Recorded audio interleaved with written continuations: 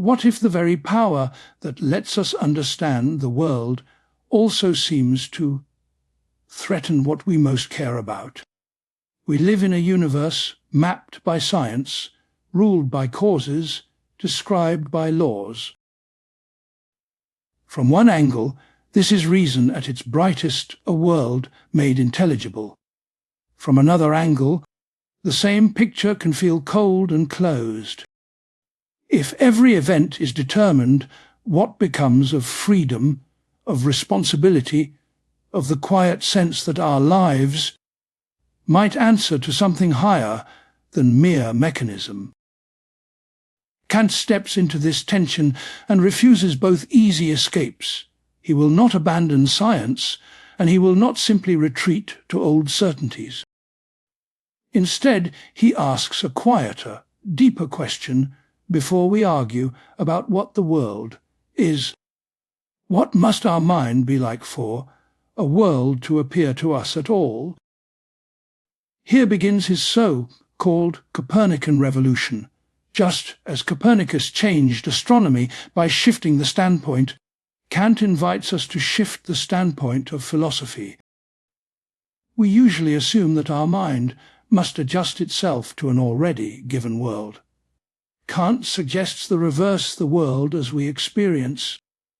It must adjust to the basic structures of our mind. On this path, the mind is no longer a passive mirror. It is an active shaper. Space and time become not simply features we notice out there, but the lenses through which anything can appear to us at all. Causality is not just a pattern we spot in nature, but a rule our understanding brings to experience, allowing events to show up as connected, ordered, lawful.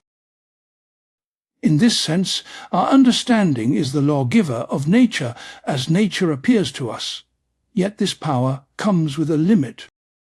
If everything we know is filtered through these forms, then our knowledge reaches only appearances, things as they are for us, not as they are in themselves.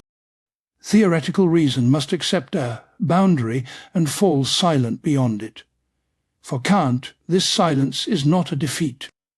It clears a protected space for another use of reason, our practical life. Within that space, freedom, moral obligation, and ideas like God and the soul are not objects of scientific knowledge, but inner necessities of a will that seeks to be truly responsible. In the journey ahead, we will walk through this inner architecture, how our mind shapes experience, where our knowledge must stop, and how, within that limit, a different kind of law can arise. A law we give ourselves, yet which claims to bind any rational being. As you listen, you are invited not only to learn about Kant, but to feel your own participation in this question: what does it mean to be both finite and free, bound by laws and yet capable of giving law to yourself? Part 1. The Crisis of the Enlightenment. Across Europe in the late 18th century, a certain confidence in reason had begun to tremble. For more than a century, the success of the new sciences had seemed to promise almost anything.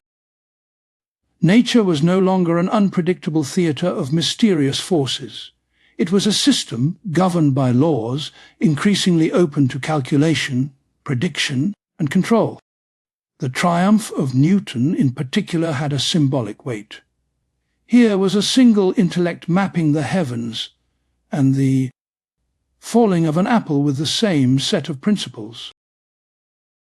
If the cosmos could be written in mathematical form, perhaps everything could. For many, this was not just an intellectual shift. It was a moral and political hope. Reason, once humbled before church and crown, began to raise its head. If the world is law, governed and intelligible, Why should human life remain at the mercy of inherited authorities? Why accept that others must tell us what to believe, how to live, what to hope for? The Enlightenment, in Kant's own famous phrase, was humanity's emergence from its self-incurred immaturity. To grow up, in this sense, was to think for oneself. This did not mean thinking alone in isolation, but using public reason.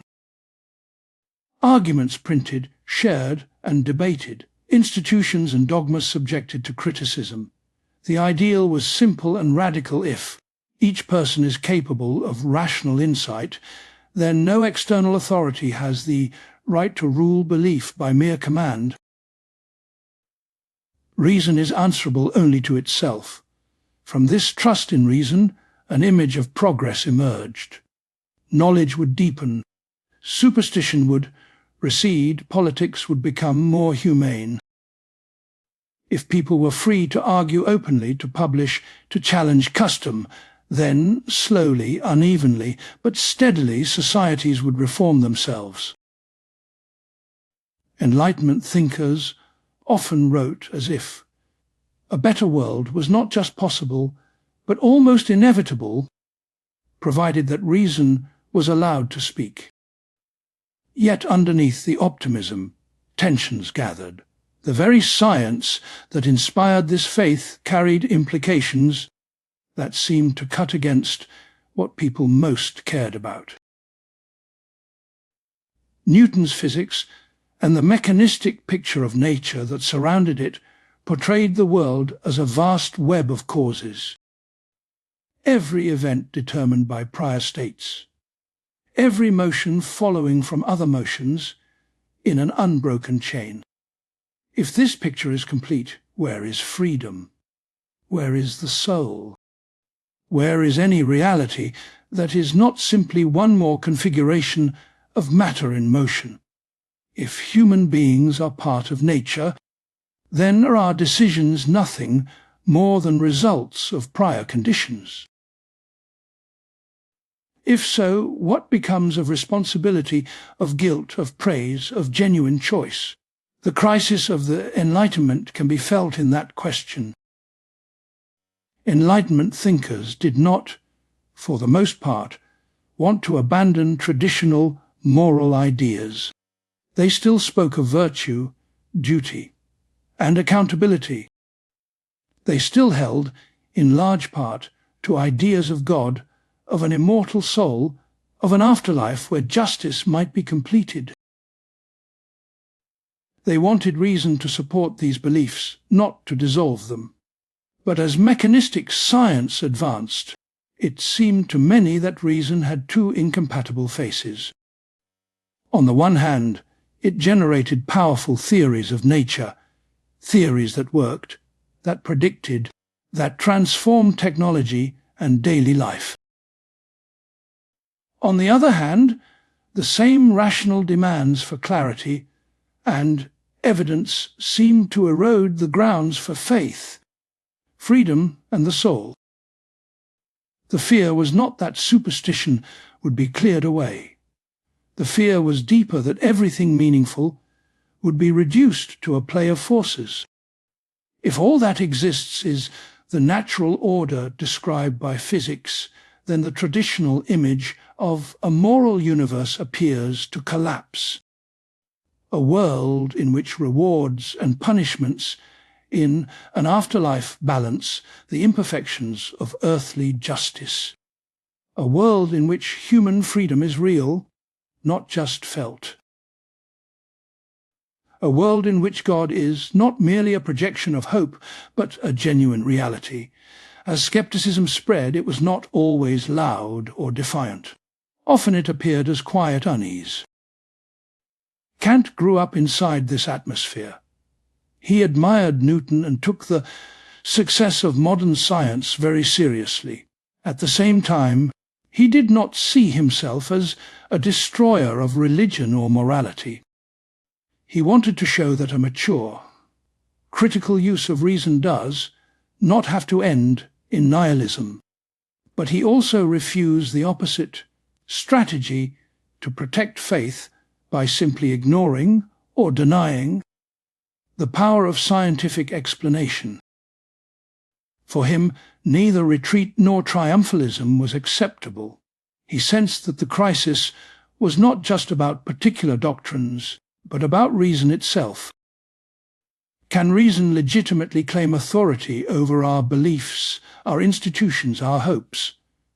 Or does it, when left to itself, undercut the very things it is supposed to secure?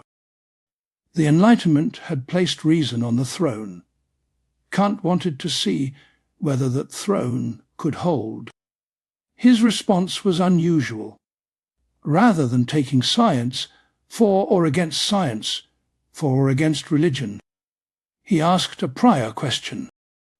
What are the limits of human reason? What can we know, and on what conditions?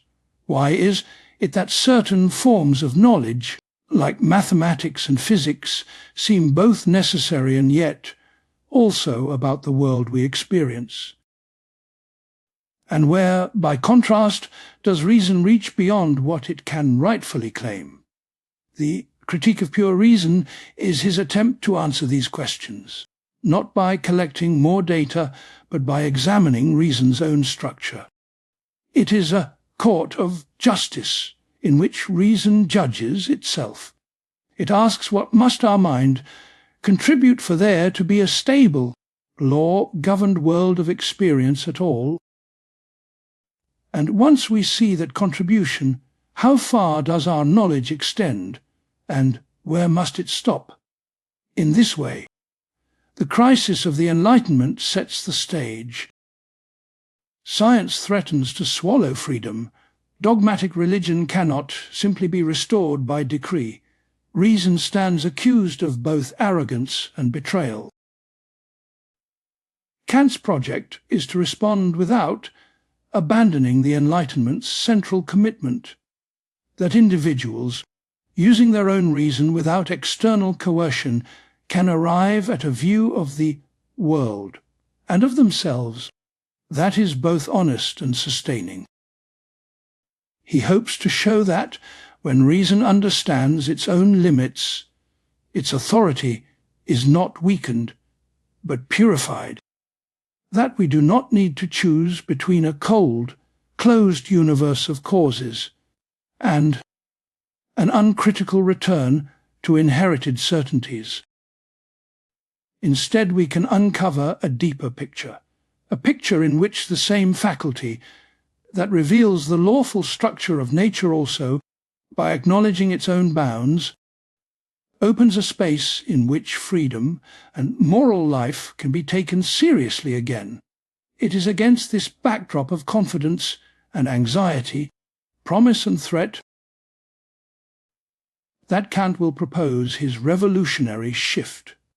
A shift not in the content of science or theology, but in the standpoint from which we understand the relation between mind and world. To feel the force of that shift, we first had to feel the pressure that made it necessary. That pressure is the crisis of the Enlightenment. And from within it, Kant will attempt something audacious, a critique of reason that rescues both knowledge and faith, not by weakening either, but by carefully tracing the boundaries between them. Part 2. The Copernican Revolution in Philosophy. Under the shadow of this crisis, Kant began to suspect that the traditional way of framing the problem was misleading. We usually ask, how does our knowledge match a world that exists fully formed, entirely independent of us? The picture is of a mind standing before a finished object, trying to copy it faithfully. If the copy is accurate, we call it knowledge. If not, we say we are in error. Kant came to think that this image, so natural and intuitive, is part of the problem. It encourages us to imagine a kind of knowledge that we can never have. Knowledge of things wholly independent of the ways any finite mind must experience them. And once we demand this kind of knowledge, we are drawn into insoluble conflicts. Metaphysical systems that rise and fall, proofs of God and counterproofs, dogmatic assertions and skeptical denials. Reason left unchecked pulls against itself. The turning point was his realization that our strongest, most reliable sciences do not seem to work that way at all. In mathematics and in the basic principles of physics, we appear to have truths that are both necessary and yet also about the world we experience. That is puzzling. If all knowledge comes from experience alone, how could any of it be strictly necessary? But if necessary truths float above experience, how could they tell us anything about the world we inhabit? This is where Kant proposes something like a philosophical Copernican revolution. Copernicus faced a difficulty in astronomy. If we assume that the Earth is at rest and the heavens move around it, the observed motions of the planets become complicated and hard to explain. When he instead assumed that the observer, that is, the Earth, moves, the same observations suddenly fell into a simple, coherent pattern. He solved the problem not by adding more data, but by changing the standpoint. Kant invites us to do something similar in philosophy. Instead of assuming that our knowledge must conform to an independent world, he suggests that the world, as it appears to us, must conform to the basic forms of our mind. Not that we create things by thinking them, but that any object we can experience must be structured in ways that our cognition makes possible. The mind is not a blank slate waiting for impressions. It is an active organizer. On this view, experience is not a raw stream that we passively receive. For anything to count as an object for us, a table, a tree, a star, even our own body, certain conditions must already be in place. There must be a unified field of awareness. There must be space and time in which things can be located and events can unfold. There must be relations, cause and effect, substance and property, unity and plurality that allow us to say that this is one object, distinct from another, persisting through change. Kant's bold claim is that these conditions are not learned from experience. They are the framework that makes experience possible. Space and time are not discovered features of an independent world. They are forms under which any sensible object can appear to us at all. Similarly, certain basic concepts, what he calls the categories of the understanding, such as causality, are not generalizations from what we have seen. They are rules our mind brings with it, according to which it must synthesize the manifold of sensation into a coherent, law-governed world. This has two striking consequences. First, it explains how we can have knowledge that is both necessary and also about experience. If the world of experience must conform to the forms of our sensibility and understanding, then any feature that belongs to that framework will hold for all possible experience, not just what we have happened to observe. When we say that every event must have a cause, we are not reporting an inductive habit. We are articulating a condition without which there could be no experience of events as such. Second, it draws a sharp boundary. We can know a priori only those aspects of the world that reflect the contribution of our own faculties. Beyond that, where things would be independent of our ways of sensing and thinking, our concepts no longer have legitimate application. We can still think things in themselves as a limiting idea. but we cannot claim to know their properties.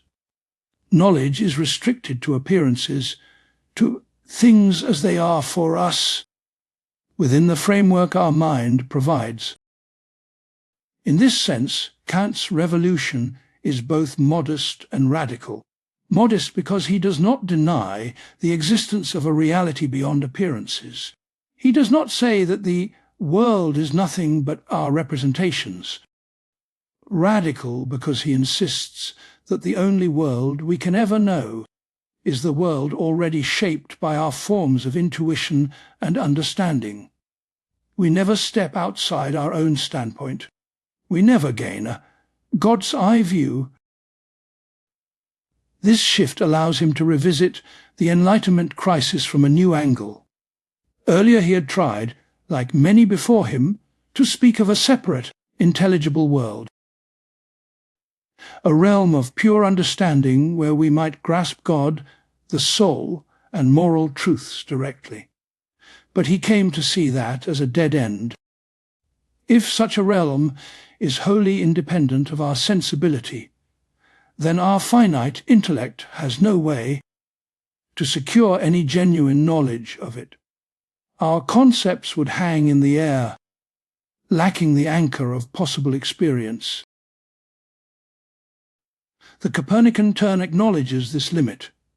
A priori knowledge is possible, but only within the domain our faculties themselves structure, the field of possible human experience. Here we can indeed construct a metaphysics of nature, a systematic account of the basic features any experienced world must have. We can show why objects must be in space and time, why events must be ordered by causal laws, why certain mathematical structures apply universally. In doing so, we give Newtonian science a deeper grounding. At the same time, the very method that secures this foundation also blocks a certain kind of speculative theology and soul metaphysics. If our forms of intuition and our categories reach only as far as experience, then any attempt to prove or disprove the existence of God, the immortality of the soul, or the ultimate nature of reality by pure theoretical reason is misguided. We are pushing our concepts past the point where they have legitimate use. Reason here must learn to restrain itself. This restraint is not, for Kant, an act of despair. It is a clearing. By denying that theoretical reason can tell us what God is or what the soul is as a thing in itself, he also denies that science can legitimately refute those ideas. A deterministic description of appearances in space and time cannot, by definition, reach into a realm defined precisely as beyond those conditions. The realm of things in themselves is not an alternate set of objects for science to discover. It is the name for what remains when we abstract from our standpoint as knowers. Here Kant formulates one of his most famous remarks. He must deny knowledge in order to make room for faith. Not faith as blind submission to authority, but faith as a rational stance grounded in our practical moral life. If theoretical reason cannot decide questions about freedom, God, or immortality, then those questions remain open for another use of reason to address. They move from the court of speculative proof to the court of moral necessity. Thus the Copernican Revolution rearranges the map of philosophy.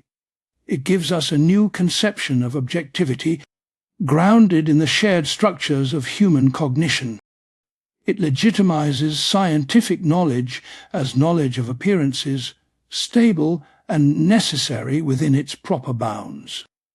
And it disarms the demand that reason must either prove or abandon everything that transcends experience. In the chapters to come, we will unpack this shift more carefully. We will look more closely at these forms of intuition, space and time, and at the basic concepts through which the understanding gives shape to experience. We will see how Kant argues that they are both subjective, in the sense of belonging to our way of knowing, and yet also the source of objectivity within that domain. For now, what matters is the shape of the move. Instead of asking how a finite mind can reach up to grasp an independently finished reality, Kant asks how reality, as we encounter it, is already the product of an interaction between what is given and what our faculties contribute, between the world's independence and our way of receiving it. In this quiet change of perspective, the conflict between science and morality, knowledge and freedom, begins to look different. Not solved yet, but placed within a framework where a reconciliation might be possible. Part 3. Transcendental Idealism and the Forms of Intuition. Behind Kant's Copernican turn lies a simple but far-reaching thought. Before we can know anything about objects, those objects must first be given to us. There must be a way in which reality can appear. For human beings, that way is sensibility, our capacity to be affected, to receive impressions, to have something stand before us as there. Kant calls the most immediate presentations of objects to the senses intuitions. An intuition is not a theory about an object. It is the direct, singular way in which that object is present to us. When you see a tree, the particular shape, colour, and position of that one tree are given in intuition. But for you to see it at all, something must already be in place, silently structuring how it can show up. We tend to assume that space and time are simply features of the world itself, discovered by experience. Our lives unfold in time. It seems natural to think these are properties of things in themselves. Kant resists that assumption. He proposes instead that space and time are pure forms of intuition, not contents we learn from the world, but the lenses through which anything sensible must appear to us. Consider space. When you imagine any physical object, you imagine it as somewhere. It has a size, a shape, a position relative to other things. Even if you close your eyes and picture an empty room, you still represent a spread-out field in which things could be arranged. Kant's point is that this spatial framework is not built up from many experiences and then generalized. It is there already, as a condition for having any outer experience at all. Similarly with time, every event you experience appears as earlier or later, simultaneous with something else, enduring or changing. Even when you reflect inwardly on a mood, a decision, a melody running through your mind, you still experience a sequence. Before and after, a flow.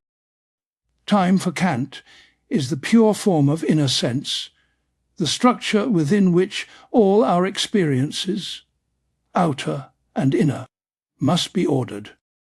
To say that space and time are pure forms of intuition is to say two things at once.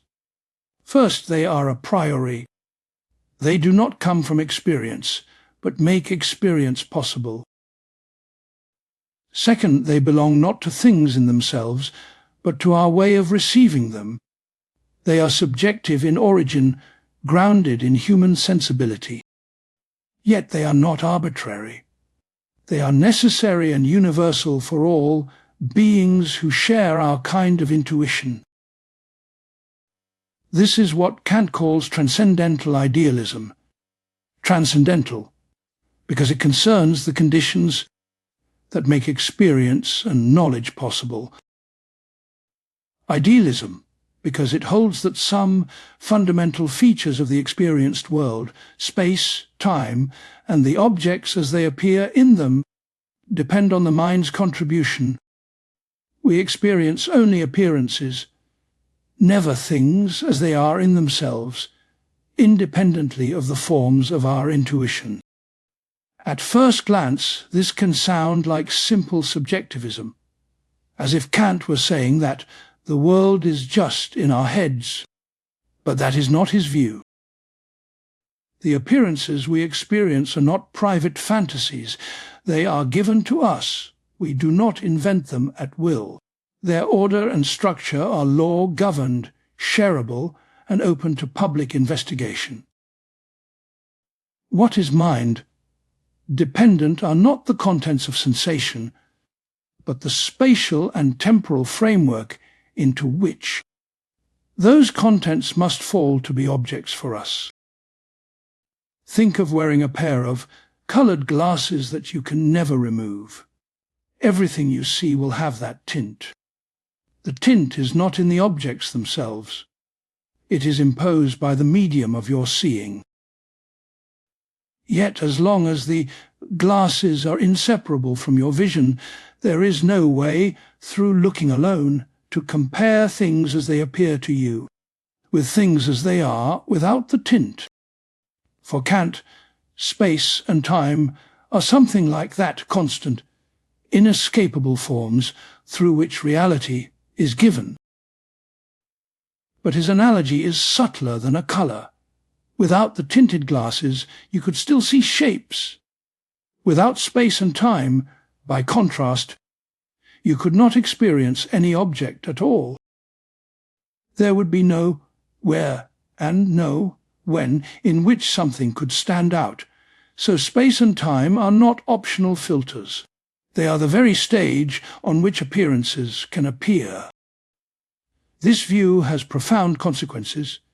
If every object we can experience is necessarily in space and time, then certain truths about geometry and arithmetic can be known a priori.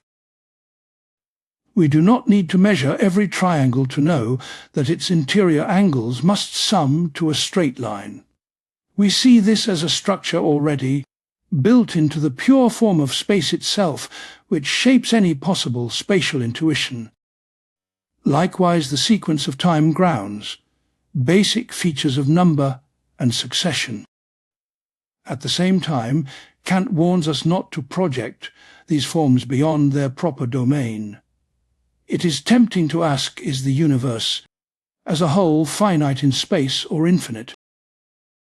Did time have a beginning, or does it stretch backward without end? Such questions assume that space and time belong to things in themselves. But if they are only forms of our intuition, then these questions are misdirected. They try to apply our spatio-temporal concepts beyond the field where they make sense, the field of possible human experience. Transcendental idealism, then, draws a distinction between appearances and things in themselves. We will explore that distinction more fully later. For now, what matters is that Kant does not treat things in themselves as ghostly doubles lurking behind the world we know. Rather, thing in itself is a way of reminding ourselves that what we call objects are always objects as they appear under our forms of intuition. There is more to reality than this, but that more is, by definition, outside the reach of our sensible cognition. Instead of lamenting this limitation, Kant asks us to recognize its role in grounding objectivity, because space and time are shared forms of intuition, not individual creations. We inhabit a common world. We can point to the same table, argue about the position of the same planet, agree or disagree about measurements that presuppose the same Euclidean structure. The subjectivity of these forms, belonging to our way of knowing, does not make experience arbitrary. It makes intersubjective agreement possible. Within this framework, the task of philosophy changes. Instead of trying to leap out of our standpoint to compare our representations with things as they are in themselves, Kant analyzes the inner architecture of that standpoint. He asks, given that all our intuitions are shaped by space and time, and all our judgments by certain basic concepts, what must be true of any possible object of experience? Where does this leave the ambitions of metaphysics, and what kind of certainty can we still claim? Transcendental idealism is his answer to these questions at the most basic level. It says, accept that our knowledge is always knowledge of appearances. Accept that the forms of intuition are not mirrors of an independent reality, but conditions of how that reality can affect us. From there, we can understand both the strength and the limit of theoretical reason. We gain strength, we can explain why mathematics and the fundamental principles of physics hold necessarily for anything we could encounter. We gain a limit, we must acknowledge that such laws apply only within the spatio-temporal field of experience, not beyond it. In that beyond, our concepts lose their grip. This limitation, as we have seen, is not the end of reason. It prepares the way for its other use. By clarifying what our mind contributes in the form of intuition, Kant makes it possible to see where another kind of law might arise, not from nature as experienced, but from our own rational will.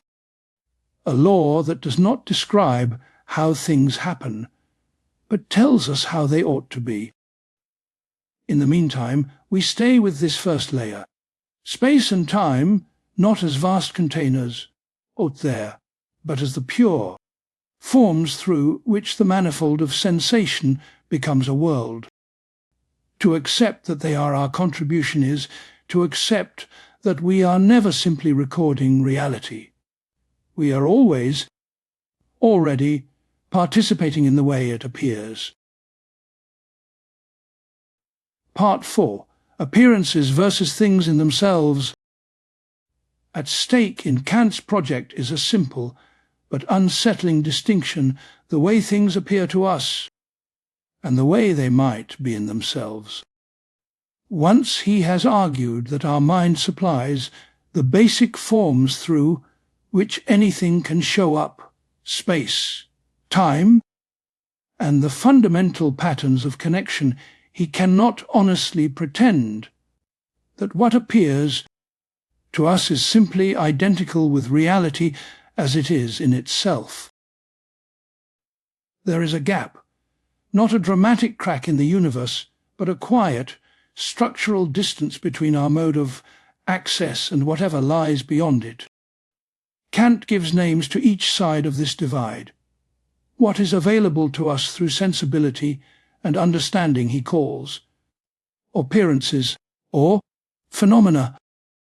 What would be there independently of our way of knowing he calls things in themselves, or noumena. To picture this, it helps to think of a lens rather than a wall. Imagine a landscape seen through tinted glass. The hills, the trees, the river are all there. Yet every colour, every contrast, every boundary is shaped by the filter. We could insist that the world itself must literally be that shade of blue, or we can admit that the tint belongs to the glass.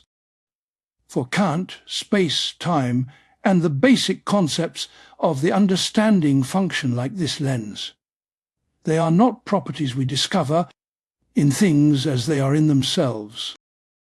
They are the conditions under which anything can appear to us at all. This does not mean that appearances are mere illusions. When you sit at a wooden table, feel its hardness, see its edges, move around it, and watch its shape shift in perspective, Kant does not say, none of this is real. The table as it appears, a stable object in space, enduring through time, subject to causal laws, is entirely real within the domain of experience. It can be measured, shared, argued about, and used as the basis for sound scientific knowledge. In that sense, appearances are our reality. But true to his critical spirit, Kant refuses to take the final step that earlier metaphysicians were eager to take.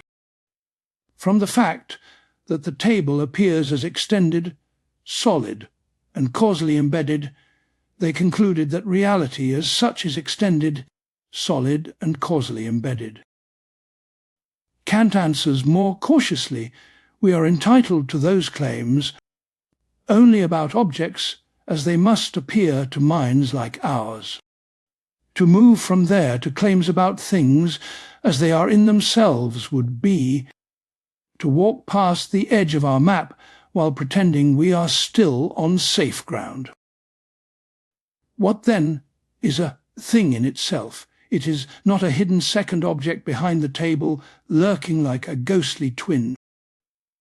It is the very same thing considered apart from the conditions under which it appears to us. The table as it is for a finite human subject, structured by space, time, and concepts like substance and cause, is an appearance. The table as it might be for a being who did not need those forms, who intuited reality directly, without our filters, is what Kant points at with the phrase, thing in itself. Here many readers imagine too worlds, one populated by mental appearances, another by inaccessible, non-spatial, non-temporal things in themselves. On that picture we seem to be locked in an inner chamber, surrounded only by our representations, unable ever to touch the outer world. Kant's distinction then starts to look like a prison we are trapped in appearances, severed from reality. Kant is keenly aware of this worry, but he thinks much of it rests on a misleading image. We are not disembodied minds staring at private screens. The realm of appearances is not a set of solitary inner movies.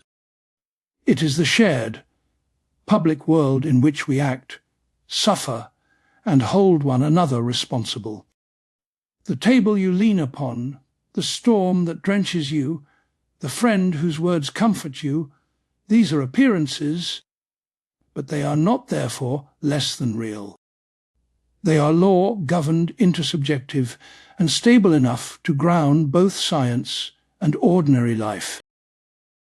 What the distinction really challenges is not our connection to the world we inhabit, but our appetite to speak about a world behind, that world as if we knew it.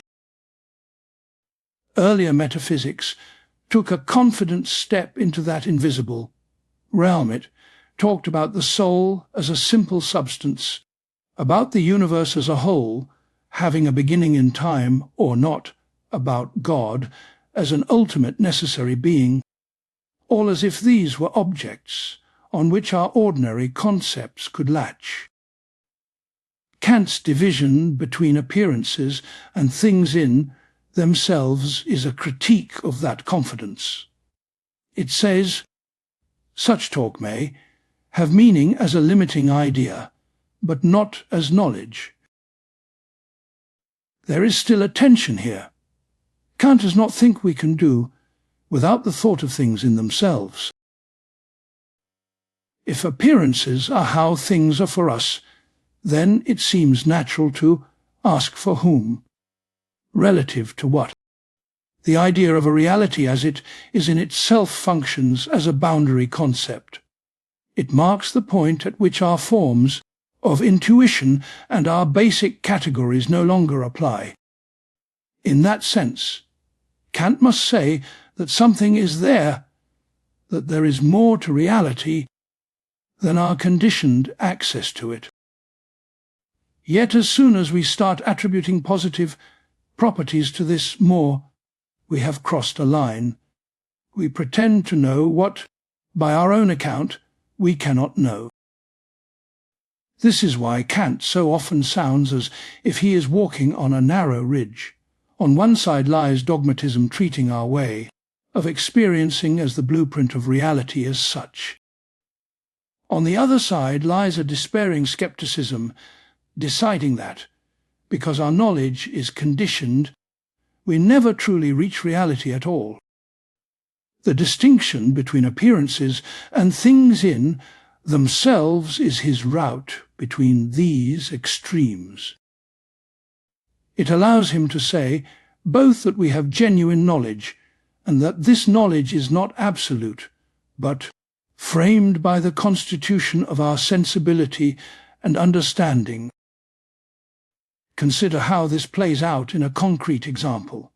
Think of another person. As an appearance, they are a body in space, subject to causal regularities, describable by psychology and neuroscience, predictable, at least in principle, by laws. From this standpoint, they are part of nature.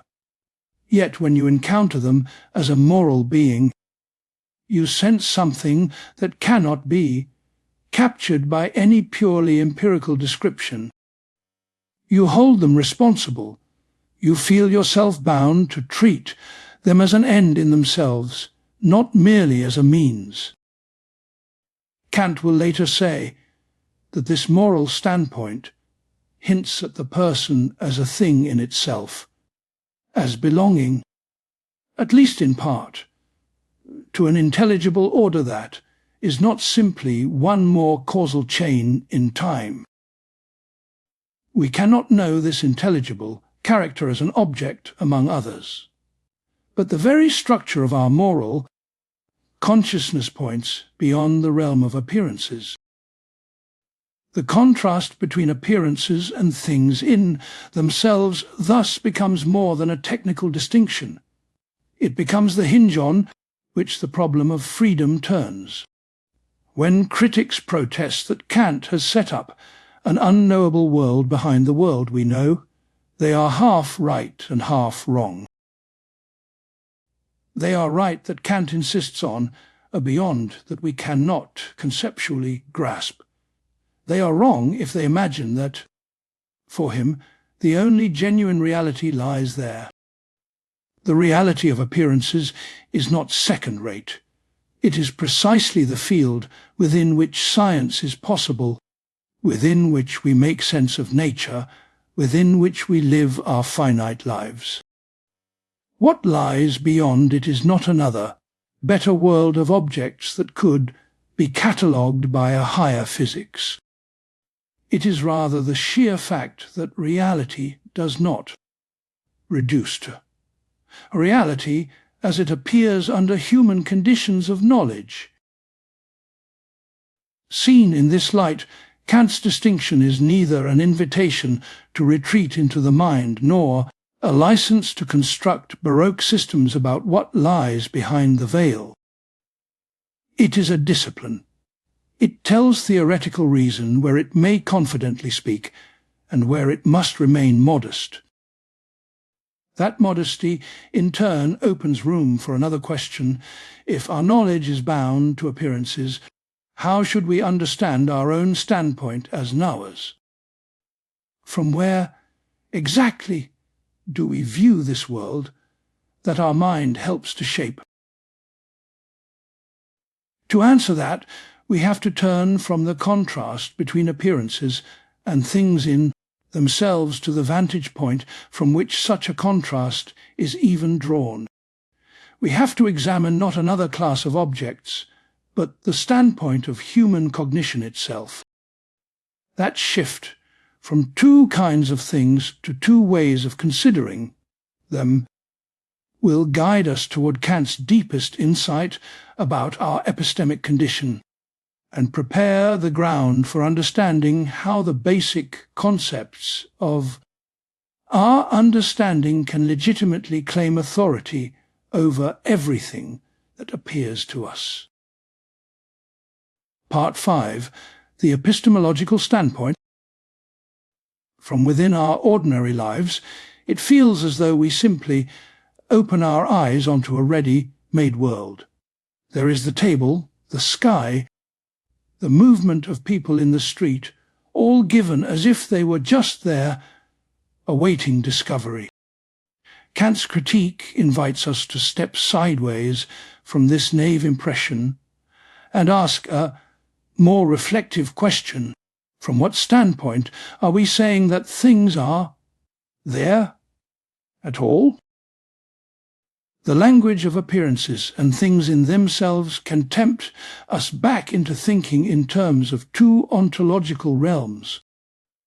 But Kant's mature thought can also be read differently. Instead of picturing two separate worlds, the world of how things seem and the world of how they really are, we can think in terms of two standpoints on one and the same reality.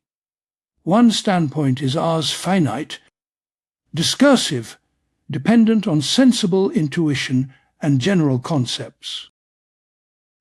The other is only an idea, the standpoint of an intellect that would not need such mediation, that would grasp reality directly. To make this more intuitive, imagine standing in a valley, looking up at a mountain range. From where you stand, certain peaks line up, others are hidden, distances are foreshortened. Now imagine, only in thought, a surveying view from above, where every height and contour could be seen at once, without distortion. You and the imagined surveyor are looking at the same mountains. What differs is not the object, but the standpoint, the conditions under which each view is possible. For Kant, our human standpoint is structured by forms of sensibility, space and time, and by the basic concepts of the understanding. Anything that counts for us as an object of experience must show up under those conditions. To say that we know an object as appearance is to say that we know it as it stands relative to those conditions. To speak of an object as it is in itself is to abstract from those conditions in thought, and to consider that there is a way the same reality might be, quite apart from our particular mode of access. This abstraction is important. It keeps us from mistaking the shape of our access for the shape of reality as such. Yet Kant also insists that it remains empty. We can think the phrase, thing in itself, but we cannot fill it with determinate content the way we can fill our concept of a tree or a planet. Any attempt to do so would secretly be smuggling in the very forms, space, time, causality, from which we were supposed to be abstracting. The epistemological standpoint of a finite knower thus has a limit built into it we can recognize but not overcome. The difference between what is given to us and what might be beyond our forms. This shift from two sets of objects to two ways of considering objects has deep consequences. It means that transcendental idealism need not imply that we are cut off from reality. Rather, it says the only coherent sense of reality for us is reality as it is for a being with our particular cognitive constitution. To ask for more is to ask to escape our own standpoint while still using the very tools that define it. At the same time, Kant keeps alive the thought of another standpoint, not as something we could ever occupy, but as a regulative idea. He imagines an intuitive intellect that would not need separate stages of receptivity and concept application. Such an intellect would not have to piece together a manifold of sensations under rules. It would grasp the particular directly in its full determination. For such a being, There would be no distinction between appearance and thing in itself. Reality would be given in one stroke. Why does Kant invoke this imagined standpoint if we can never share it? Not to encourage metaphysical fantasy, but to clarify our own limitations. By contrasting our discursive standpoint with the idea of an intuitive one, he can say, with precision, what it means to be finite knowers. We do not create the world, but neither do we merely record it. We contribute the very framework, space, time, and the basic conceptual grid within which anything can appear as an object for us. This is not a modest claim, but it is still a claim about our standpoint, not about the absolute structure of things. Seen from here, many philosophical confusions take on a new light. Debates about whether the world as a whole had a beginning in time, or whether the soul is a simple and immortal substance, or whether freedom could exist in a causally ordered nature. All of these, for Kant, involve a kind of standpoint error. They treat concepts that are only licensed within the realm of possible experience as if they could be used from nowhere in particular, floating above every perspective. The critique of reason is, in large part, a painstaking effort to show where concepts rightly apply, given the finite standpoint we in fact occupy. The epistemological reading of Transcendental Idealism thus emphasizes humility. It does not invite us to dwell on an unknowable realm behind appearances. It invites us to acknowledge that any claim to knowledge already comes colored by the conditions of human cognition. This acknowledgement does not weaken the objectivity of science. On the contrary, it explains it. Science achieves objectivity not by escaping the human standpoint, but by working rigorously within it, by articulating laws that hold for any possible experience a finite rational being could have. At the same time, recognizing our standpoint helps clarify why certain questions resist theoretical resolution. If our concepts of cause, substance, and necessity are bound to the temporal order of appearances, then asking whether a free act, considered as belonging to an intelligible order, is or is not caused, in the same sense, is to stretch our categories beyond their proper domain.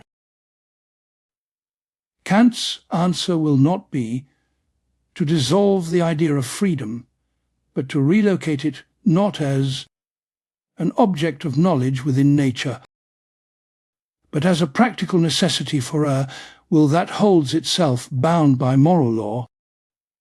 To move toward that solution, however, we must deepen our understanding of the standpoint of knowledge itself. We have seen that our cognition is conditioned by forms of intuition and by basic concepts. But why are we entitled to apply those concepts, causality, substance, community, and the rest, to every possible object of experience? What gives these pure concepts their authority over what appears?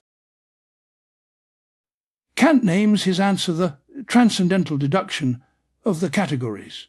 It is, in essence, an argument from the very structure of our self-conscious experience to the legitimacy of the concepts through which that experience becomes a unified world. Part 6. The transcendental deduction of the categories. In tracing Kant's critical project, we arrive now at one of its most intricate turns. The transcendental deduction of the categories is not a deduction in the everyday sense, where one infers a conclusion from premises. It is more like a legal proceeding.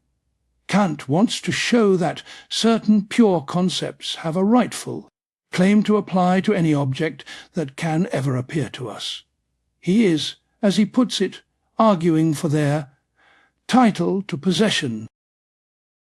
The problem he faces is this. On the one hand, we seem to use concepts such as substance, cause, and community in a way that goes beyond mere habit.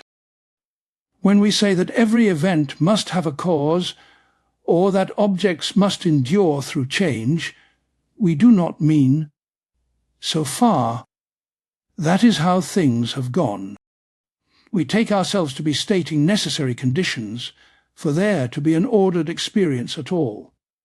On the other hand, these concepts do not come from experience.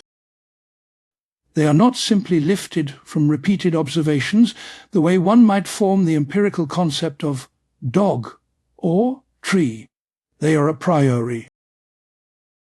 How then can we be justified in applying such non-empirical concepts to empirical objects?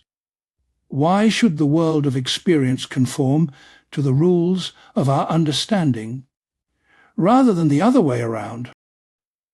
Without an answer, these pure concepts remain suspect. They look like subjective habits we happen to have, which may or may not fit the world. Kant's Copernican shift suggests a different picture. Perhaps objects of experience must conform to our way of knowing.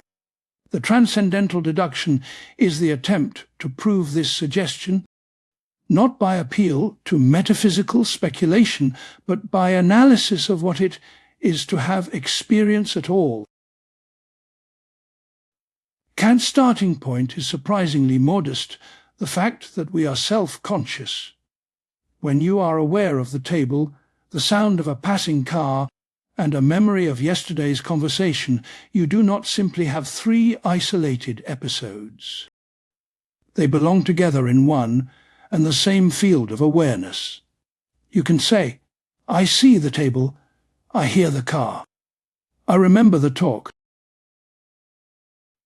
This simple, I think, which can accompany all your representations, is what Kant calls the transcendental unity of apperception. This unity is not a further object you perceive. It is the form of yourself, awareness as a subject to whom all these representations are given as mine. For Kant, it is not optional. Without this unity, there would be no coherent experience, only a blind manifold, an unordered stream that could never be recognized as belonging to one consciousness. The very idea of objective experience presupposes that different sensations are not just present, but are combined according to rules into a single, connected world for a single subject. Here the categories come into view, to transform a manifold of intuition raw given us in space and time into an experience of objects that can be thought and judged. The mind must perform acts of synthesis.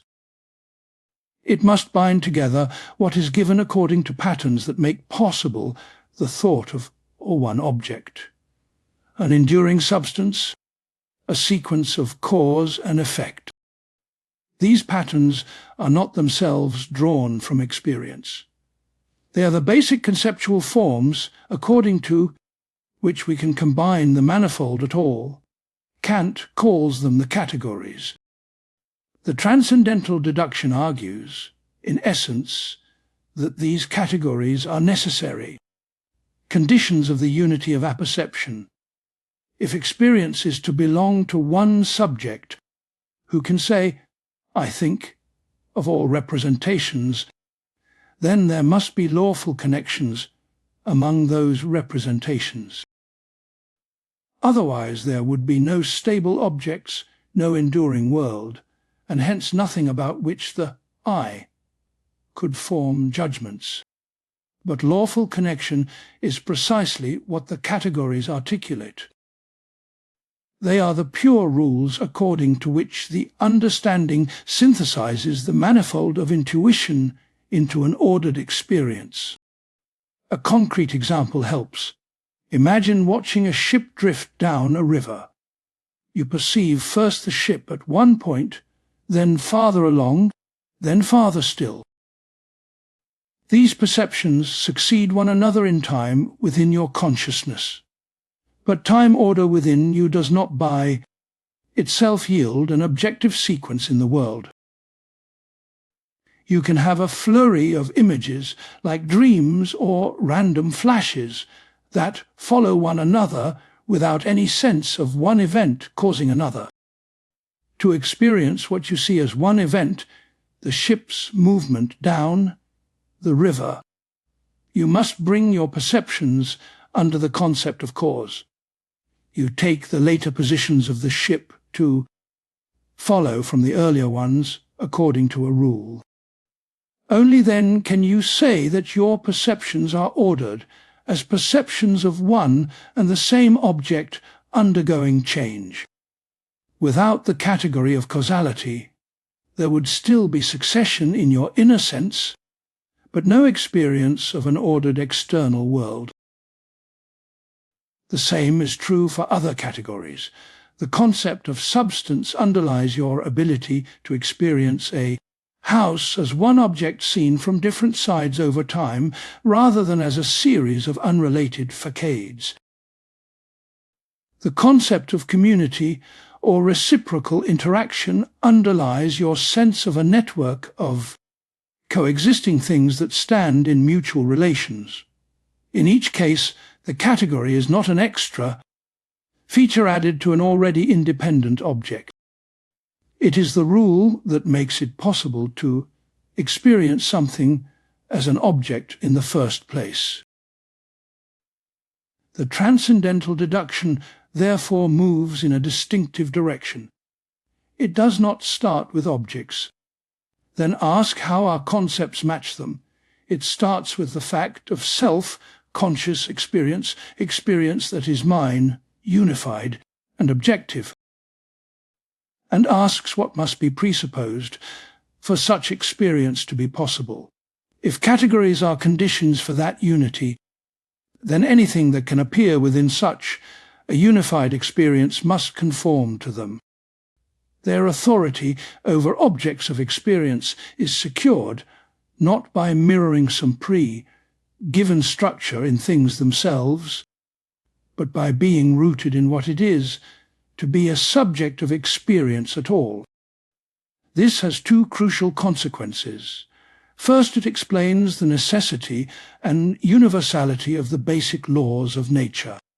If our experience of a world at all presupposes that events stand under causal rules, then it is no accident that we find nature law govern. The lawfulness is not imposed from outside by an arbitrary intellect, nor is it a mere habit we project. It is built into the very framework of objectivity as we can experience it. In this sense, the understanding is the lawgiver of nature, not of things in themselves, but of nature as the totality of appearances. Second, the transcendental deduction tightens the boundary around speculative metaphysics. The categories derive their legitimacy from their role in structuring possible experience. They are, as Kant insists, concepts of an object in general insofar that it can be given to a finite knower. To apply them beyond that, to think, for example, of a timeless cause of the world as a whole, or of a simple, immaterial substance that is the soul, is to divorce them from the very conditions that make them meaningful. The deduction, in showing how the categories are grounded in our standpoint as experiencing subjects, also shows why they cannot be rightly extended beyond that standpoint. In this way, the transcendental deduction pulls together themes that have been gathering throughout Kant's project. The forms of intuition, Space and time characterize the way in which a manifold is given to us.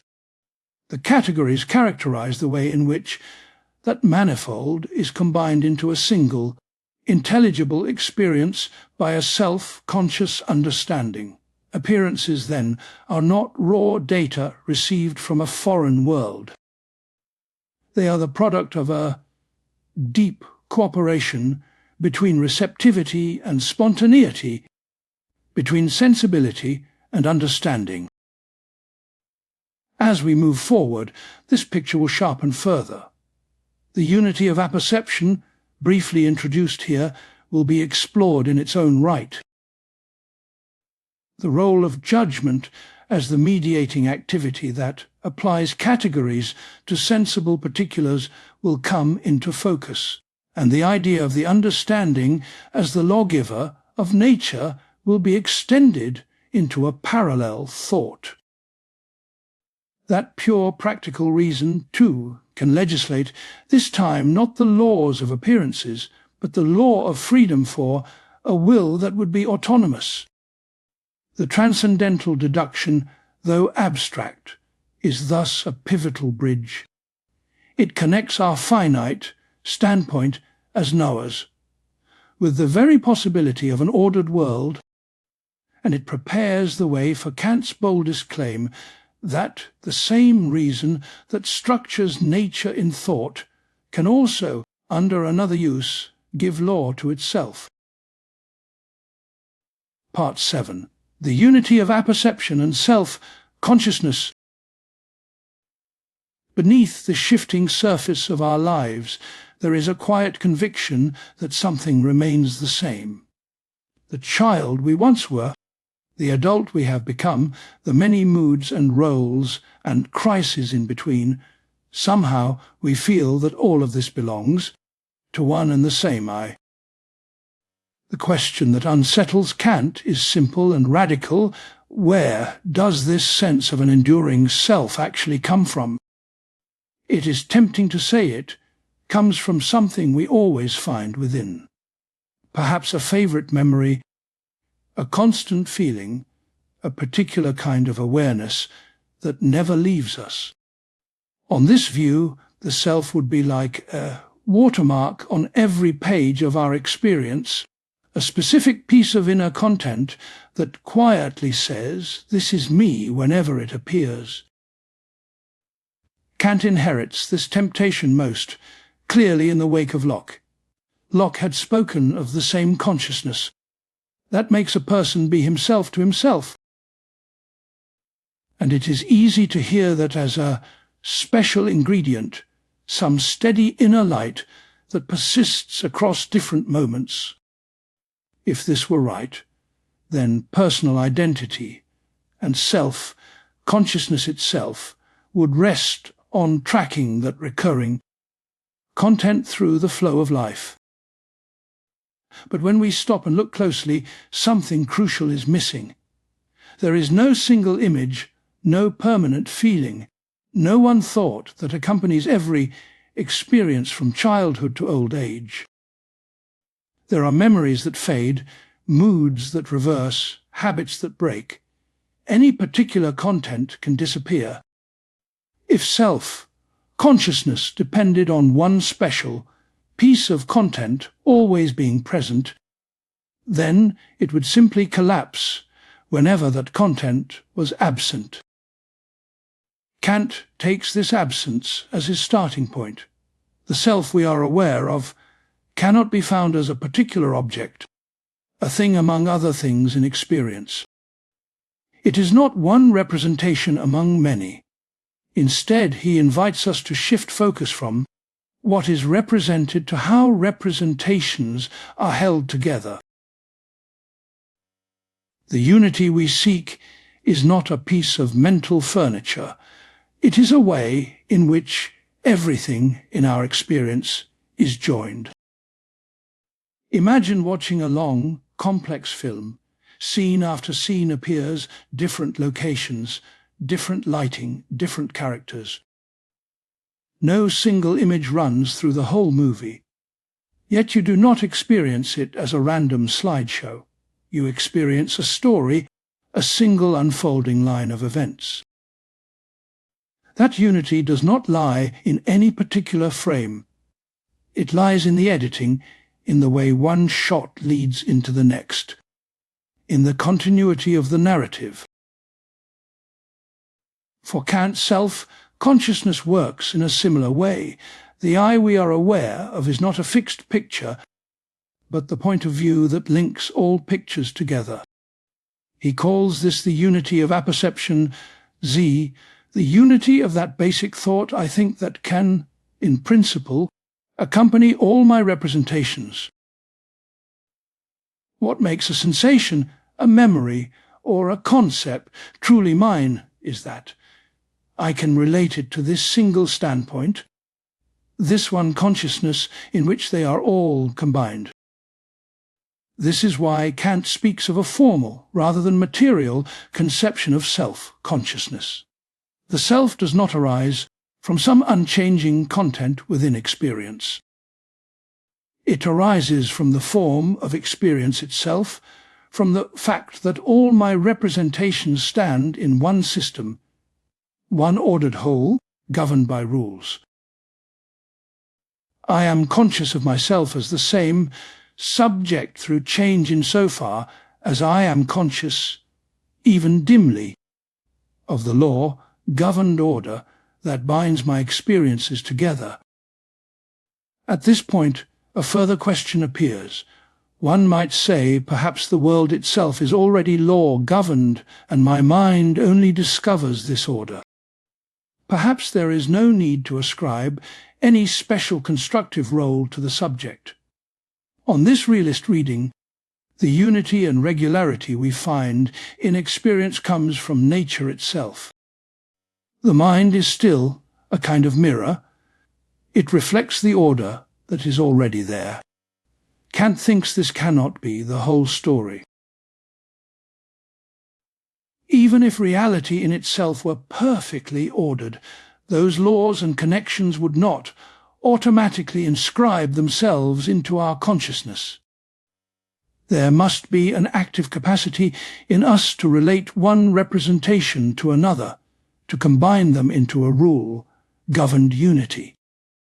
Without such an activity, we would at best have a stream of unrelated impressions, never an awareness of a world.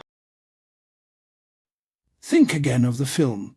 The raw footage might exist, but unless someone edits it, deciding what follows, what counts as one scene where the story pauses and resumes, there is no movie for a viewer. In the same way, even a law-governed reality would not appear as such to a merely passive mind. The mind must synthesize, it must do the work of combination. This is why Kant calls his view not only formal, but idealist. The unity and lawfulness of experience, as we are conscious of it, is an achievement of our cognitive faculties.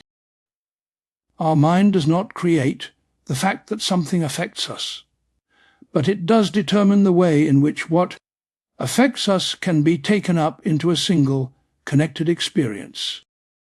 Self-consciousness on this picture is awareness, often very dim, seldom explicit, of this unifying activity. Kant emphasizes that this activity is not something we learn from experience. It is, as he says, a priori. That means it is a condition for having coherent experience in the first place. We do not first find an ordered world and then infer that our experiences belong to one and the same self. The direction is reversed only because a single self actively orders its representations under general rules. Can there be, for that self, an ordered world at all? In the background here is another Enlightenment worry, carried to its limit by Hume. When Hume looked within, he found only a succession of particular perceptions, colours, sounds, pleasures, pains, but never a simple, enduring self. He concluded that the self is no more than this bundle held together by habit and association. Kant agrees that, when we search for the self as an inner object, we do not find it. But for him, this shows not that there is no self, but that the self is not the kind of thing that can be encountered as an item in the stream. The self is, instead, the unity of that very stream, the rule by which it is combined. This rule is not optional.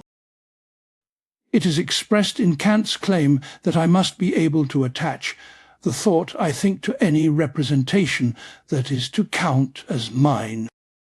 That must, and that all signal necessity and universality, they reveal that we are dealing not with an empirical fact about how our minds happen to work, but with a basic condition for anything to show up for us as our experience at all.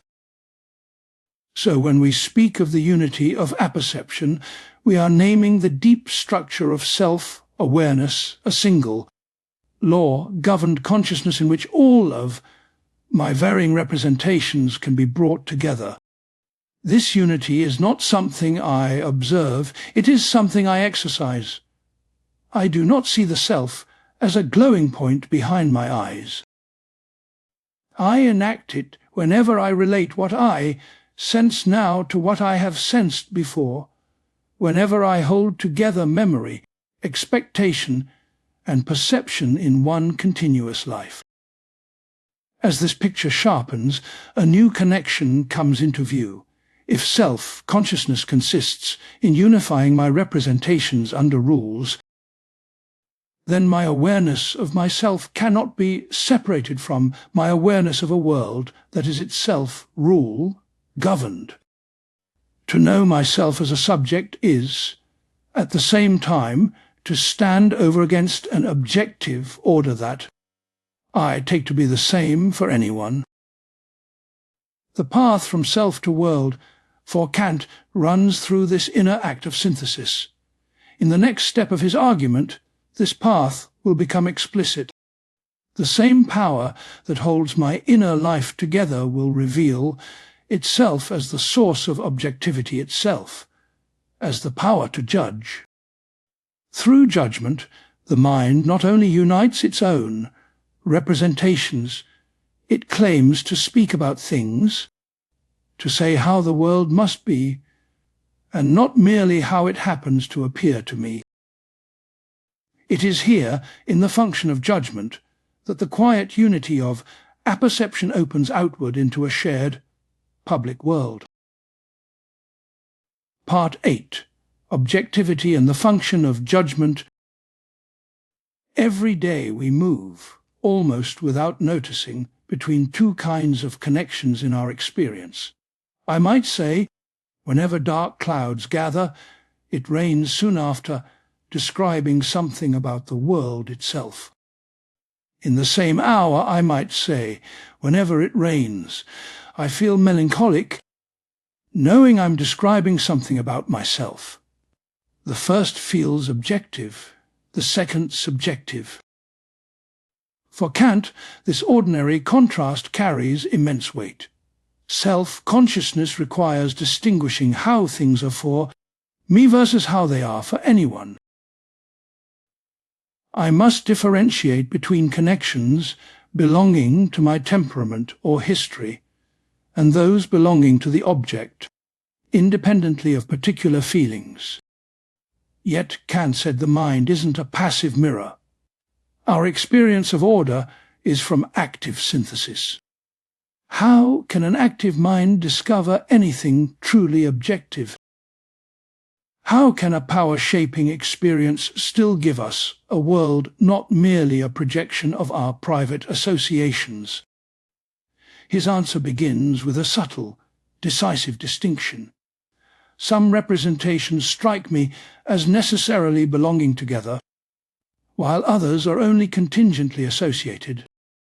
Some connections seem to hold in the object, meaning in the world itself, while others arise from my own history, character or mood.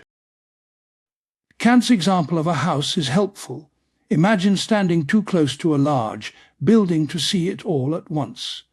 You walk around it one side at a time. At each point, you have only a partial view, yet you don't experience four unrelated facades. You judge these different views belong together as aspects of one house. Moreover, you regard that connection as necessary. Anyone walking around in the same way, you think, would have to see those sides as parts of one object. If they insisted these were two unrelated buildings, you'd say they were mistaken about the world, not just feeling differently. Now imagine a different connection. Perhaps this is the house you grew up in, and seeing it brings a surge of nostalgia. You also associate its creaking stairs with childhood fear. But you know someone else might see the house and feel nothing of the sort. If they reported no nostalgia, you wouldn't accuse them of getting the world wrong. You'd simply say your histories are different. So two kinds of connections, the necessary, law-like link between house sides and the contingent link between the house and your feelings. The first you attribute to the object, the second to your subjectivity. The point is not always sorting correctly, but making this distinction. This distinction is crucial if you are to experience yourself as a subject in a shared world at all. For Kant, this is where judgment enters. Judgment is the mental act bringing representations to the objective unity of self-consciousness. When I judge the houses, four-sided, or the storm is approaching, I am not just reporting impressions. I claim these reveal how things are. I claim that anyone in the right position ought to acknowledge the same. To judge is to synthesize representations into a single claim about an object. We do this in simple sentences, joining a subject and predicate with is. This tree is tall, the glass is fragile, the sunset is red. That tiny is marks a big step. It says what is predicated belongs to the thing, not just to my way of being affected. Judgments, Kant insists, always have a truth value. They may be false, but they aim at something that could, in principle, correct me. When I merely record a private association, like this melody always makes me think of winter, I don't open myself to correction. Another listener's silence leaves my report untouched, because I never claimed that the link I feel is necessary for everyone. Behind this simple contrast stands the deeper structure, the unity of apperception. To represent an objective world, I must unify representations. This unification must be under rules I take to hold necessarily for any subject thinking of the same object. Judgment is the specific form this synthesis takes when it aims at objectivity. It's how I think organizes representations into thoughts about how things are. Kant names the faculty making such judgments possible the understanding. It's not just a repository of concepts, but an active capacity. It applies concepts by rules, saying this falls under such and such a determination, this counts as a substance, that counts as its effect. We exercise this capacity when we judge. But if judgment is rule, governed, what are its most basic rules? Kant believes these are revealed by reflecting on logical forms.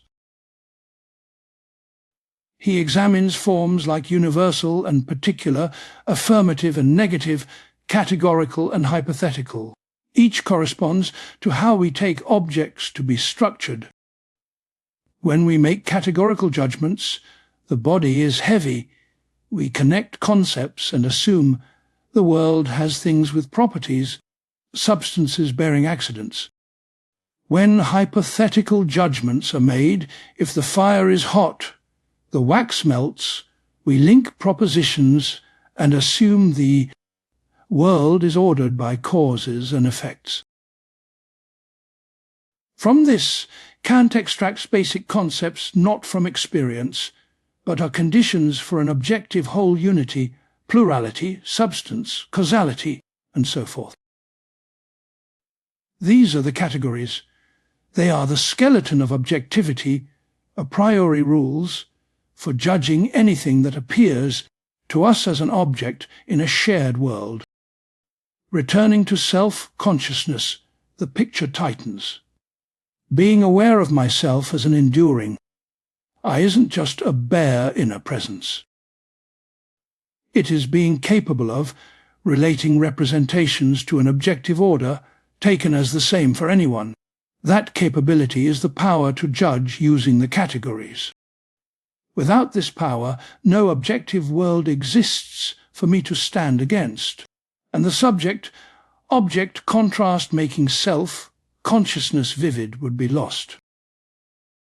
So the argument self-consciousness requires an objective world. An objective world exists for us only through judgment. Judgment operates by a priori rules, the categories. Therefore the categories are not optional lenses. They are conditions for any experience that could be owned by a single self. Still one piece is missing. We've discussed objectivity in terms of particular judgments, this house, that storm, this body, that motion. Yet Kant's principle of apperception demands more. The I think must accompany all my representations, not just some. I must be able, in principle, to relate any representation I have to one and the same objective framework. There must be not only objective connections between objects, but a single, unified field, one world, where all objects and events are located together.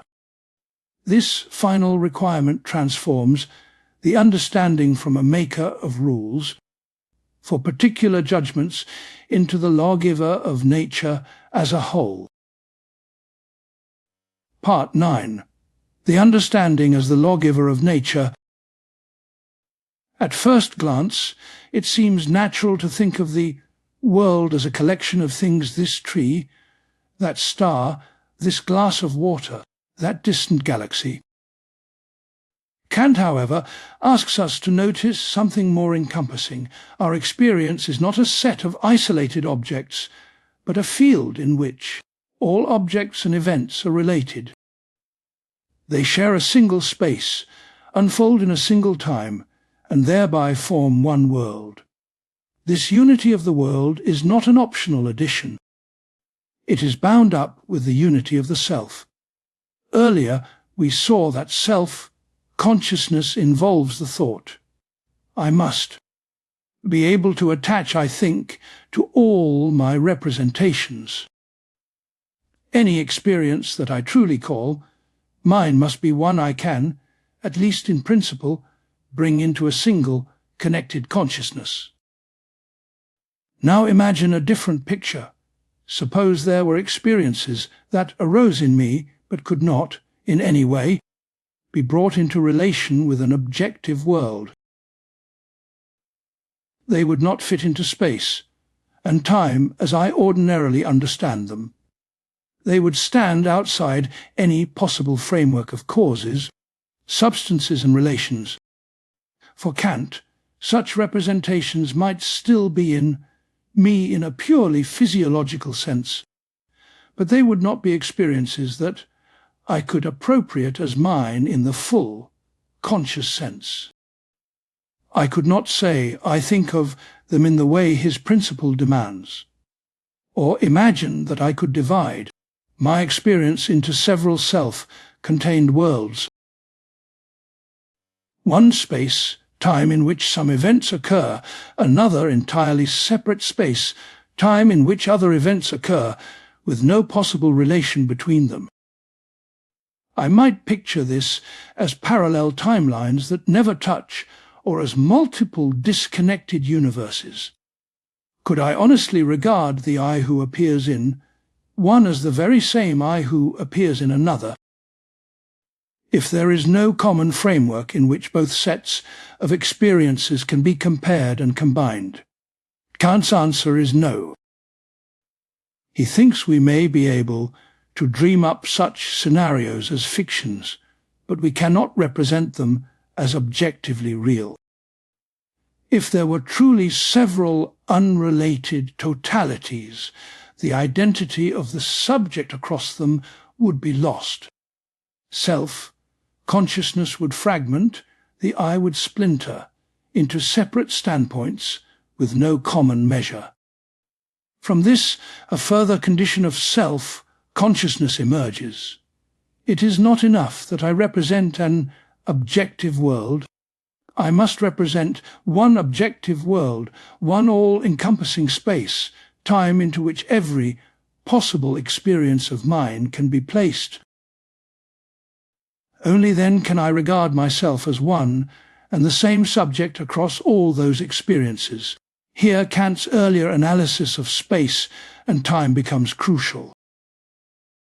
He had argued that space and time are not discovered as features of things in themselves, but are the pure forms of our sensibility, the basic ways in which anything can appear to us at all. Whatever shows up for us must show up somewhere and sometime. Space and time are not learned from experience. They structure the very possibility of having experience. But now, in the Transcendental Deduction, Kant adds a new layer. It is not enough that there be some spatial and temporal ordering of appearances. The understanding must actively unify space and time into single, unbounded frameworks. There is, for us, one continuous space that can in principle contain any object, and one continuous time in which all events find their place.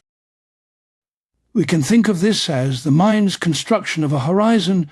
Sensibility gives us the raw forms, here and there, before and after, but left to themselves these might remain fragmentary. The understanding takes these forms and, through its synthesizing activity, stretches them into a single, coherent canvas, a space without outer boundary, a time without first or last moment, within which each new appearance can be situated. Kant calls these unified frameworks formal intuitions of space and time. They are not abstract diagrams drawn from experience, but the structured wholes within which experience is first possible. Every object we encounter, every change we register, is located within that already unified field. When we say that the same body moves from one place to another, or that one event follows another, we presuppose this underlying synthesis. Once we see this, the reach of the understanding expands. It is no longer only the faculty that supplies categories, the basic concepts of substance, causality and so on for judging objects. It is also the faculty that, working together with sensibility, shapes our entire experience into one interconnected nature. Nature, in this sense, is not just the sum of all things that happen to exist. It is the sum of all appearances insofar as they stand under universal rules within a single space, time. Put differently, nature, as we experience it, is not just a heap of impressions. It is a lawful order. We expect that events will not simply erupt out of nowhere, that objects will persist through change, that there will be reasons, causes, grounds for what we observe. These expectations are not naive extrapolations from a handful of cases. They express the way the understanding must operate if there is to be a stable experience of a world at all. This is why Kant can say that the categories do more than regulate isolated judgments. When applied to the unified spatio-temporal field provided by sensibility, they yield the most general laws of nature. The concept of substance tells us that something must endure through change. Causality tells us that every event must have a cause according to a rule. Community tells us that substances stand in mutual interaction within one shared space. These are not empirical discoveries that might have turned out otherwise. They are the a priori conditions for their being, for us, anything that counts as an ordered nature. In this sense, the understanding is the lawgiver of nature, not because we invent specific empirical laws at will. No one decides that water will boil at a certain temperature or that iron will rust. Those are matters of careful observation and experiment. Rather, the understanding legislates at a deeper level. It determines in advance that whatever appears must conform to certain basic forms of lawful connection if it is to appear as part of one coherent world. This does not mean that nature is a mere hallucination or that there is nothing beyond our minds. Kant is careful to preserve a distinction between things as they appear to us and things as they might be in themselves. His claim is not that we create the world out of nothing, but that the world we can know, the world of experience, of science, of daily life, is inseparable from the forms and rules our cognitive faculties bring to it. Seen from this angle, the Enlightenment confidence in natural science receives a new grounding. The success of physics, for example, is not an accident. It testifies to the fact that the mind and nature, as we experience it, are not strangers. The very same structures that make us self-conscious, the unity of apperception, the a priori forms of judgment, the synthesis of space and time, also make it possible to discover stable, mathematically expressible laws. At the same time, this triumph is bounded. If the understanding is the lawgiver of nature only as it appears to us, then its jurisdiction stops at the frontier of experience. We cannot use the same concepts, the same categories of causality, substance and community to legislate beyond appearances, to describe things as they might be in themselves. The realm of nature, in Kant's strict sense, is coextensive with the reach of our possible experience. This boundary, however, is not a mere frustration. It opens the path toward the second great use of reason in Kant's critical project, the practical. By recognizing that the laws of nature are rooted in the structure of our understanding, we also recognize that they do not exhaust what reason can be. There may be another kind of law, not imposed on us without by the regularities of appearance, but arising from within as a demand of our own rational will. For now, we stand at a turning point. We have seen how the self, the unity of apperception, requires an objective world. We have seen how judgment and the categories make that world intelligible, and how the understanding, in concert with sensibility, is the very source of nature's lawfulness for us. Soon Kant will ask whether a similarly law-giving power can appear in another domain, one not bound to space, and time the domain of freedom. There the question will no longer be what laws nature must obey, but what laws we can and must give to ourselves. Part 10. theoretical versus practical autonomy. Beyond theory, Kant's idea of autonomy has a double life. On one side stands our attempt to know the world. On the other stands our attempt to act within it. In both cases, Kant thinks we are not merely receiving what is given. We are, in different ways, giving law to ourselves. Yet these two forms of law-giving, theoretical and practical, move in very different registers, and understanding their contrast is key to seeing how his system hangs together. In his theoretical philosophy, autonomy begins quietly in the simple act of having an experience at all. Whenever you see a tree, hear a car, or follow a conversation, your mind is doing more than recording impressions. It is organizing them. It arranges sensations in space and time. It connects events under concepts like cause and effect, substance and change. These ordering activities are not read off from the world. They are the conditions under which anything can show up for you as a world in the first place. Kant calls this side of our mind the understanding. Its autonomy lies in the fact that the basic forms of experience, the framework of space, time, and causal law are not imposed on us from outside. They arise from our own way of synthesizing what we receive. We do not choose them. They are not up for revision, but they are ours, not nature's. Through them, nature as an ordered field of events comes into view. This is a remarkable kind of self-legislation. Without consulting us, but still from within us, the understanding lays down rules that every possible experience must obey.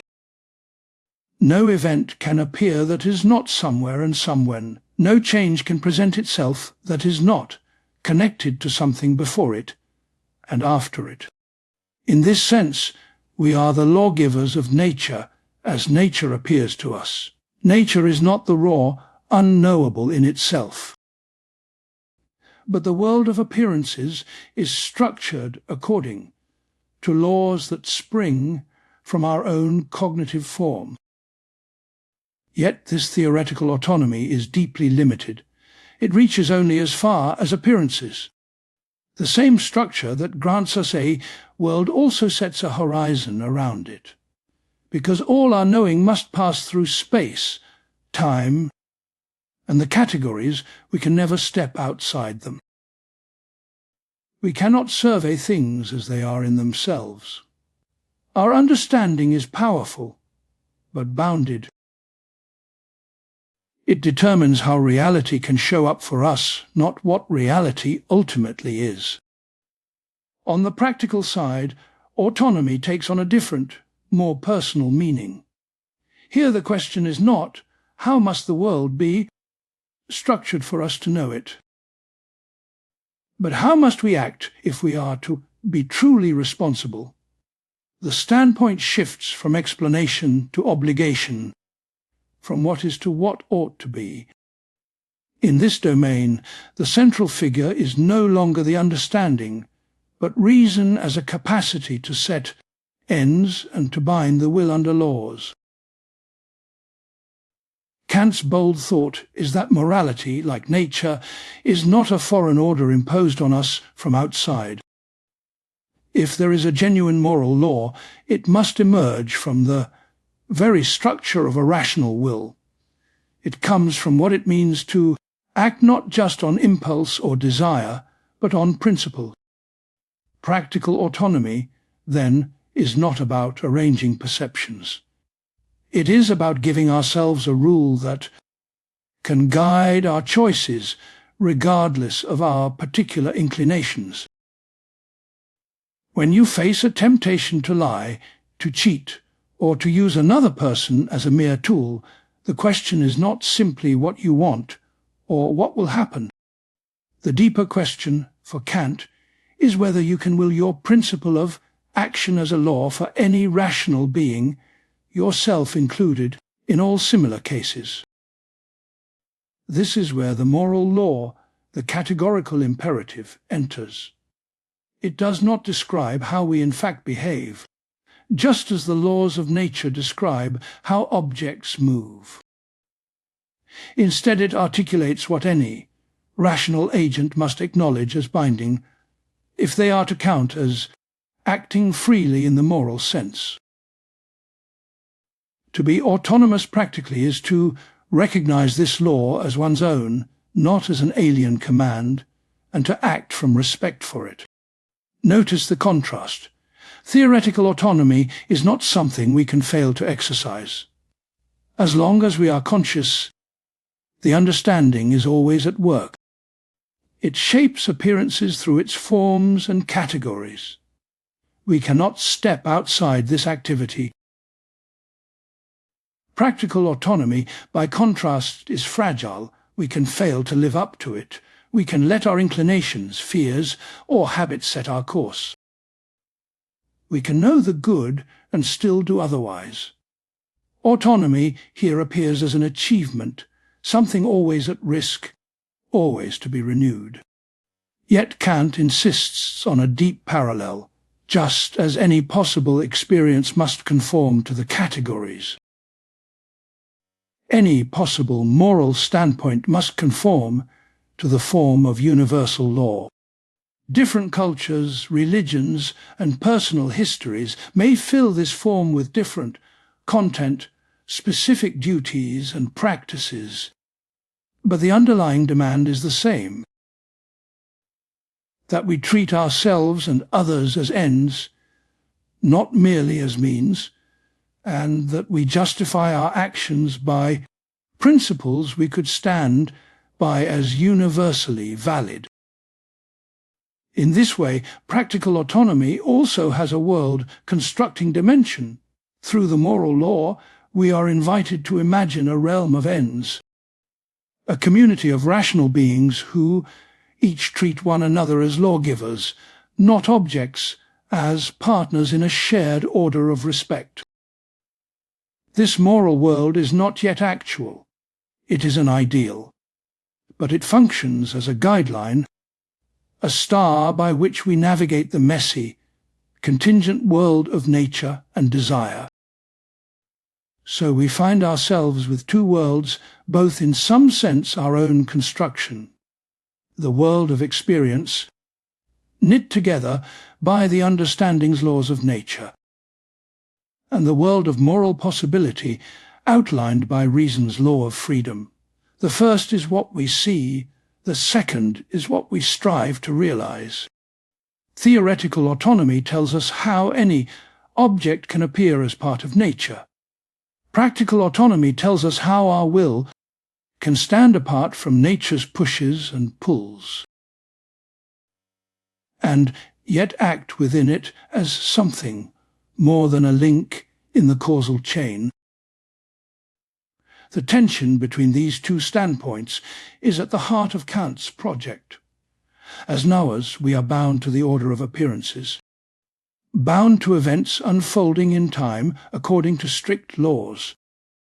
As agents, we experience ourselves as more than spectators.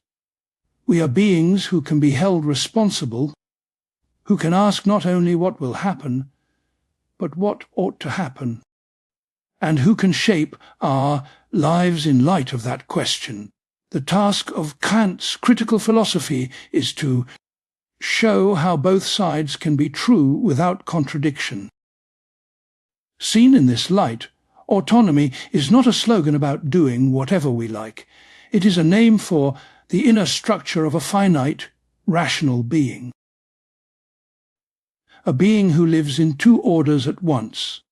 In the theoretical order, we legislate the form of nature and discover its laws within experience. In the practical order, we legislate for ourselves a moral law that claims authority beyond any particular circumstance. Holding these together, without reducing one to the other, is what will drive Kant's reflections on freedom, responsibility, and the strange position of a being who is at once in time and, in another sense, beyond it. Part 11. The failure of compatibilism and the problem of time. Consider now the pressure that the world of nature exerts on our sense of freedom. If every event has a cause, and every cause traces back to something earlier, where does that leave the idea that we could have done otherwise?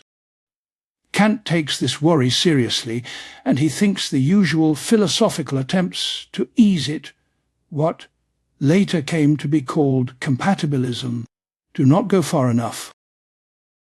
The conflict between freedom and natural law, he believes, lies deeper than many are willing to admit, and at its core is a problem about time.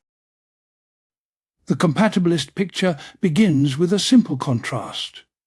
When you trip and fall because someone pushes you, your movement is caused from the outside. When you reach out your hand to pick up a glass, the movement begins from within. You decide. You initiate the action. On this view, that is enough for freedom. An action is free when its immediate cause lies in the agent's own inner states, desires, beliefs, intentions, rather than in external compulsion. Kant thinks this is not wrong so much as superficial. It draws a line between inner and outer, voluntary and involuntary, but it leaves untouched the deeper question of where our inner states themselves come from. If my decision, my character, and my inclinations are all themselves events in time, then they too must have causes reaching back before them.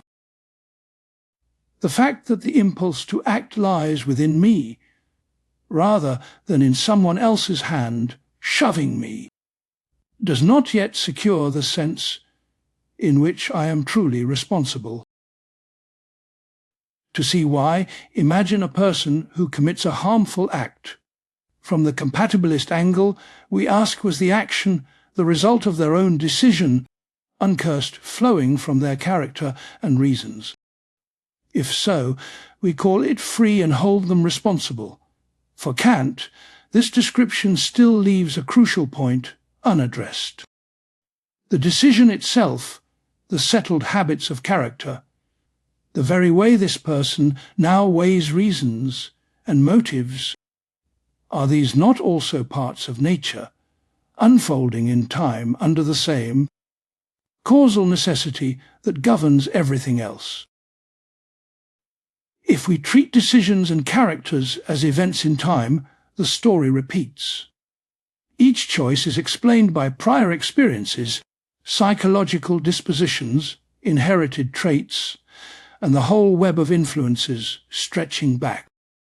From this standpoint, the person's present action seems like the last visible link in a chain whose earlier segments are forever outside their present control.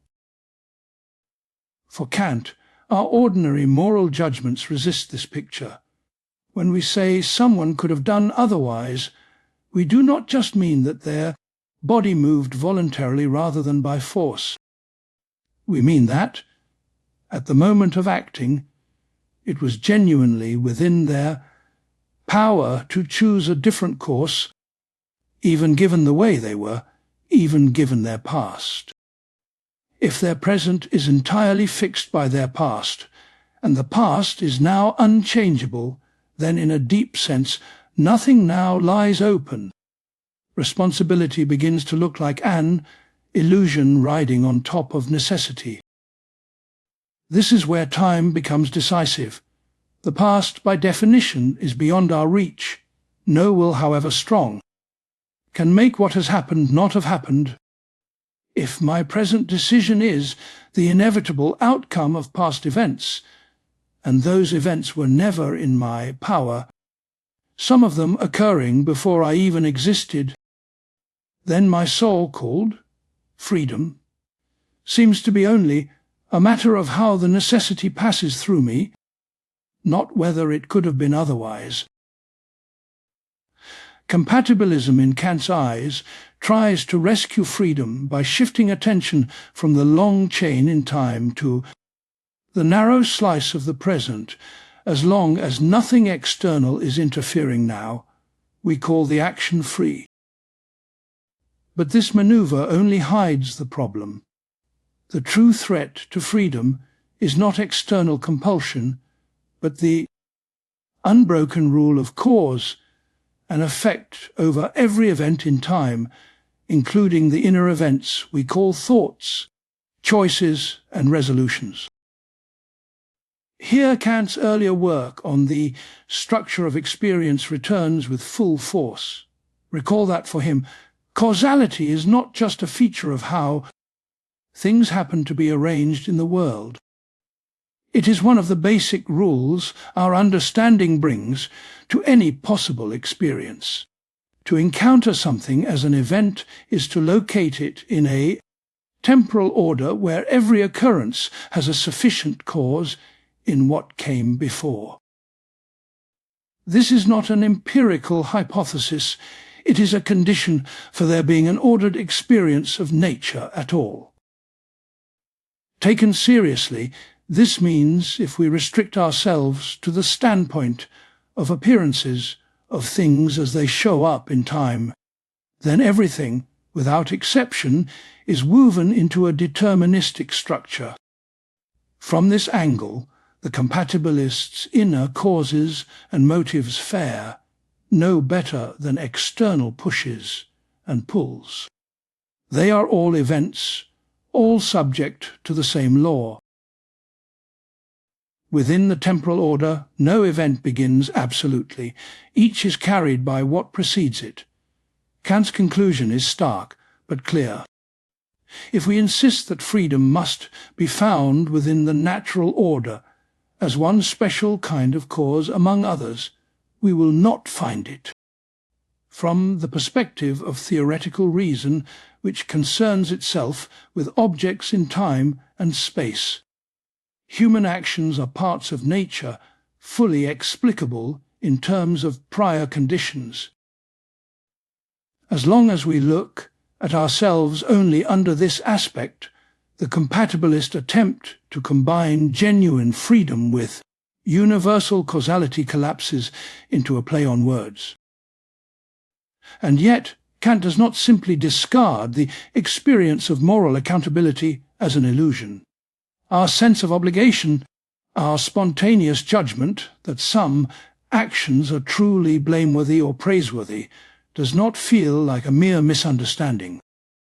It is woven into how we live, how we address one another, how we hold ourselves to account. Rather than dismiss this standpoint or dissolve it into psychology, Kant treats it as revealing something about us that the temporal, causal picture cannot capture on its own. The problem of time thus becomes a crossroads. On one path lies a strict naturalism, everything in us is part of the temporal chain. On this path, freedom, if it exists at all, must mean nothing more than certain internal patterns of causation. On the other path lies a radical alternative. Perhaps the standpoint from which we judge ourselves morally does not belong wholly within time. Perhaps the demand that we could have done otherwise points to a dimension of ourselves that is not just another event among events.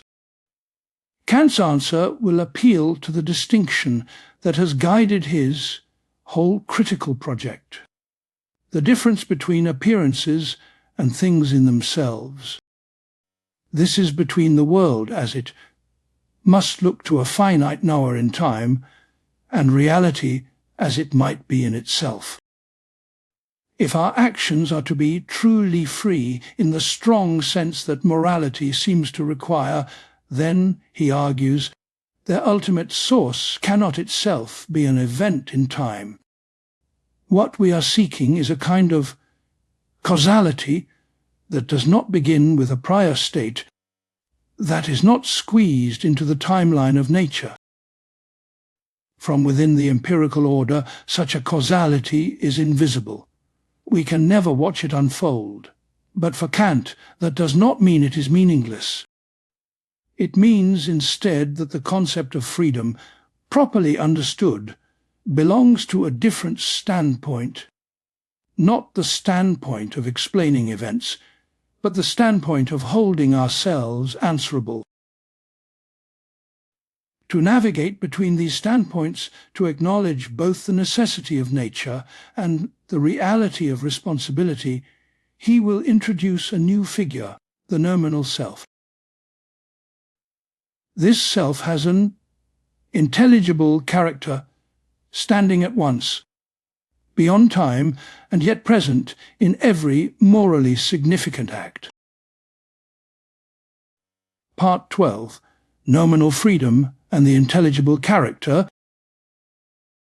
Between freedom and nature, Kant opens a subtle and often puzzling space. We have seen the pressure on the one hand, a world of appearances ruled by causality, where every event in time has its determining conditions. On the other, the inner certainty that moral judgment is not merely poetic decoration, but answers to a genuine capacity to have acted otherwise. To reconcile these, Kant turns to the distinction that anchors his entire philosophy, the difference between how things appear to us and how they might be in themselves. When you consider yourself as an object of experience, as a body moving in space, a stream of thoughts unfolding in time, you see only your empirical character. This includes your temperament, habits, psychological traits, and everything about you that can be observed, explained, and, in principle, predicted. From this angle, your choices arise from prior causes, upbringing, environment, biological dispositions, earlier decisions. You are a node in nature's network. But this empirical self, Kant insists, cannot be the whole story if moral responsibility is real. For moral purposes, we must also think of ourselves under another aspect, not as appearances in time, but as nominal agents. This is not something we can picture. It is not another, hidden object behind the observable person. It is a different standpoint from which we regard the very same being. To mark this contrast, Kant speaks of an intelligible character. Your empirical character is what can be read from your behavior and history. Your intelligible character is what you are as a rational will considered apart from the flow of temporal causes. It is, in his terms, the character you have as a thing in itself, not as a phenomenon. From this standpoint, your actions are not simply the last effects in a long chain of events. They are the immediate expression of a free causality that does not itself begin in time. This is a difficult idea. We are used to thinking of causes as earlier events that produce later ones. Kant asks us to imagine, instead, a kind of causality that does not stand on the timeline at all, but nonetheless has temporal effects. The noumenal self, with its intelligible character, is not located at some hidden moment before the choice. It is not an extra factor slipping into the chain. Rather, it is the timeless source from which the entire series of your empirical acts flows as their ultimate ground. One way to picture this, always remembering that any picture is only an analogy, is to think of a musical score and a performance. The performance unfolds in time, note after note, phrase after phrase, each following from the last. Causes and effects. But behind the whole sequence stands the score, which does not itself play, out temporally in the same way, yet determines the structure of what is heard. The intelligible character is not a script written by someone else, but the rational pattern according to which you freely determine yourself, and from which your empirical life can be seen as a kind of unfolding. From the standpoint of appearances, the story of any particular action can always be told in empirical terms. Neuroscience, psychology, and social history each have their role in explaining why someone acted as they did. Kant does not deny this. Indeed, he thinks such explanations are required by the very conditions of experience. But from the moral standpoint, this explanatory story never exhausts what is at issue. When we blame or praise, we are not simply registering wherein the causal chain a particular event occurred. We are addressing the person as nominally free, as the author of their maxims, the principles on which they chose to act. Here the intelligible character becomes crucial. It is through it that Kant can say, even if, as an object in time, your action was determined by prior states, you are still free in a deeper sense. Because the timeless, rational self that you are in itself is the ground of that entire causal series. In acting from a maxim you adopt as your own, you express that intelligible character. You are not just pushed along by the past, you, as Noumenal, stand behind the whole temporal unfolding. This idea allows Kant to preserve two seemingly conflicting claims at once. Viewed empirically, your behavior is part of nature and subject to strict laws of cause and effect. Viewed intelligibly, you are a self-legislating will bound only by the laws you give yourself through reason. The same action can be both determined as an event in time and yet free as the expression of a timeless rational ground. But how do we know any of this? Here Kant's caution returns. He insists that we cannot have theoretical knowledge of the noumenal self. We cannot perceive it, measure it, or include it in scientific explanations. Our concepts and intuitions are fitted only to appearances. If we tried to describe the noumenal as if it were just another object somewhere behind the scenes, we would fall back into the metaphysical illusions his critical philosophy was designed to expose. Instead, the concept of noumenal freedom arises from a practical necessity. When we take the moral law seriously, we find ourselves committed to viewing our will as free. We cannot coherently regard the moral law as binding on us and at the same time see ourselves, from that very standpoint, as mere products of natural causes. The idea of being a member of a realm of ends, a community of law-giving agents, demands that we think of ourselves as more than appearances.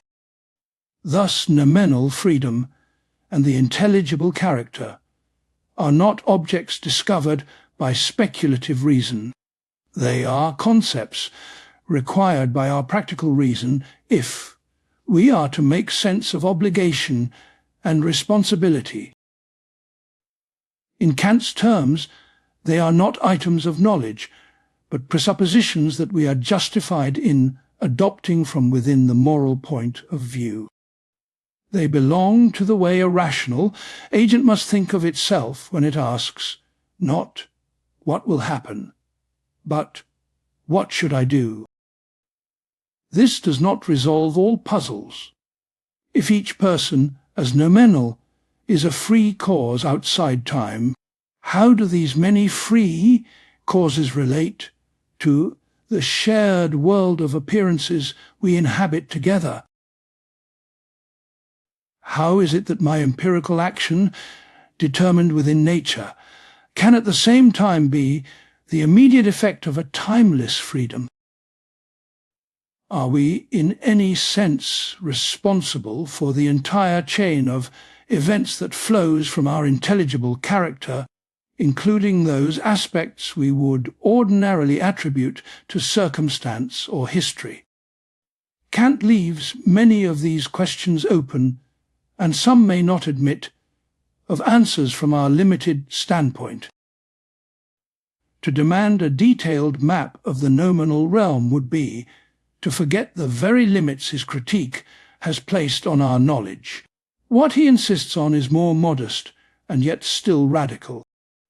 We are entitled, indeed required, to think of ourselves as nominally free whenever we engage in moral reflection and hold ourselves accountable.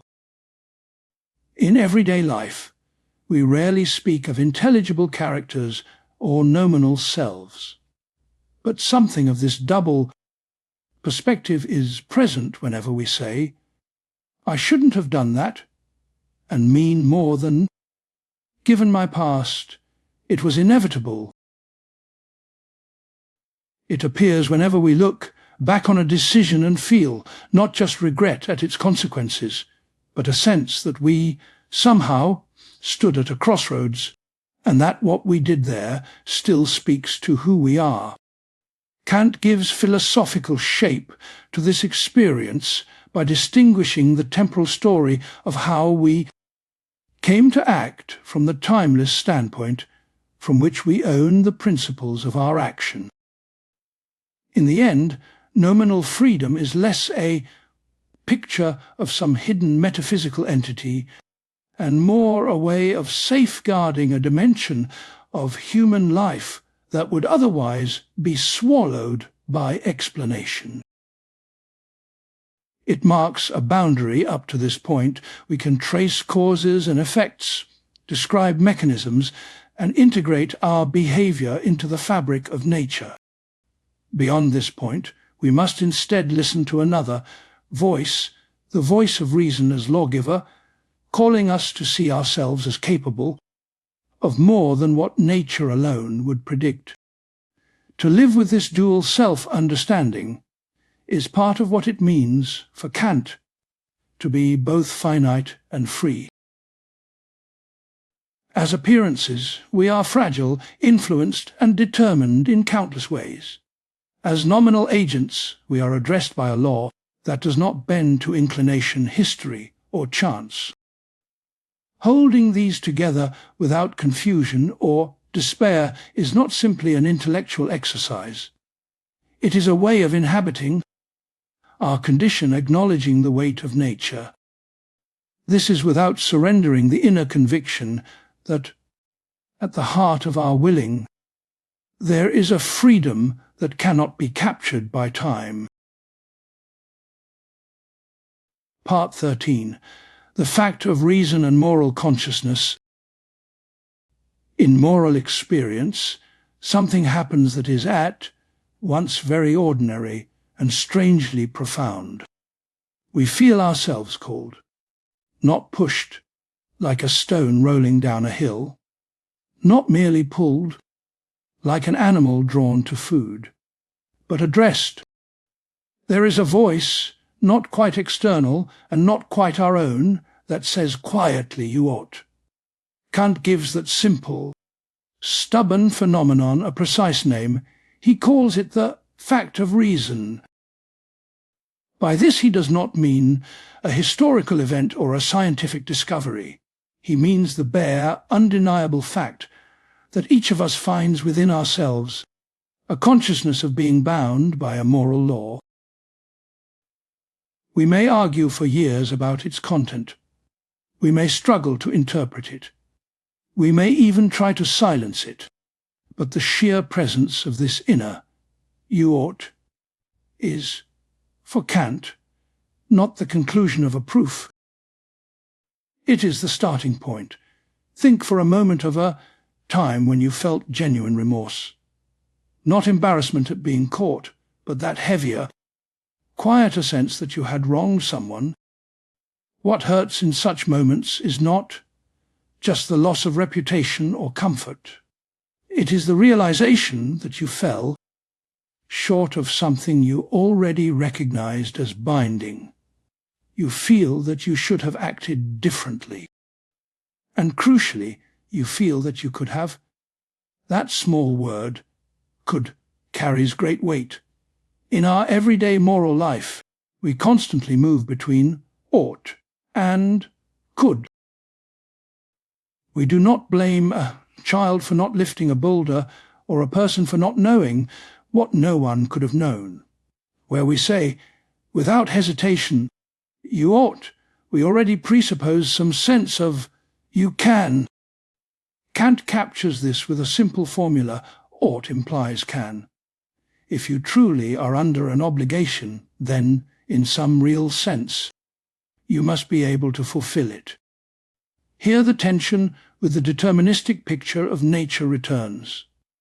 On the one hand, as rational observers, we can describe any human action in terms of causes, upbringing, character, circumstances, psychology.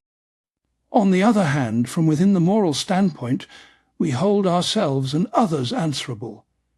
We say, regardless of your impulses, you should not have lied, you should not have betrayed, you should have helped. It is precisely when we take up that stance of responsibility that we feel most keenly that a merely mechanical description of ourselves is not enough. Kant does not try to dissolve this tension by denying the power of science. He accepts that, as appearances, our actions can be traced within a network of causes. But he also insists that, as beings who experience ourselves as bound by an unconditional ought, we must understand ourselves differently. When you recognize that you are under a moral law, you also recognize yourself as belonging to a standpoint where that law can be followed. You discover, in a practical way, that you are free. This discovery is not a piece of theoretical knowledge. It is not like finding a new planet or proving a theorem. We cannot step outside ourselves, survey the total chain of causes, and then see freedom as an object. Instead, we encounter freedom from within in the very act of acknowledging a demand that rises above all our natural inclinations. Kant calls this a practical cognition, a kind of knowing that is inseparable from willing and from being responsible. To make this more concrete, imagine a person threatened by a powerful authority. He is told that unless he gives false testimony against an innocent colleague, he will be executed. He may not know how he would actually behave if the sentence were pronounced. He may fear his own weakness. But when he reflects in advance, he cannot deny that he ought not to destroy another person's life through a lie. And in recognizing that he ought not, he must also admit that it is possible for him to stand firm. He might still fail. He might, under fear, become the instrument of injustice. Yet if, afterwards, he is consumed with guilt, that very guilt presupposes something crucial, that in the moment another path was open to him. His remorse does not say, "This is what had to happen," like a natural disaster. It says instead, "I could have done otherwise, and I did not." Here, in the wound of conscience, freedom and responsibility reveal themselves together. This is what Kant means when he says that freedom is known to us through the moral law, not known as a theory about the hidden structure of reality, but known as an inescapable condition of our own self-understanding as agents. If we were not free in this practical sense, the inner experience of being bound by an unconditional ought would make no sense. there would be, as he puts it, no such law encountered within us at all. The fact that we do encounter it is, for him, decisive. Notice, too, that this consciousness of being bound does not wait for philosophical justification. Children feel indignation when they witness unfairness.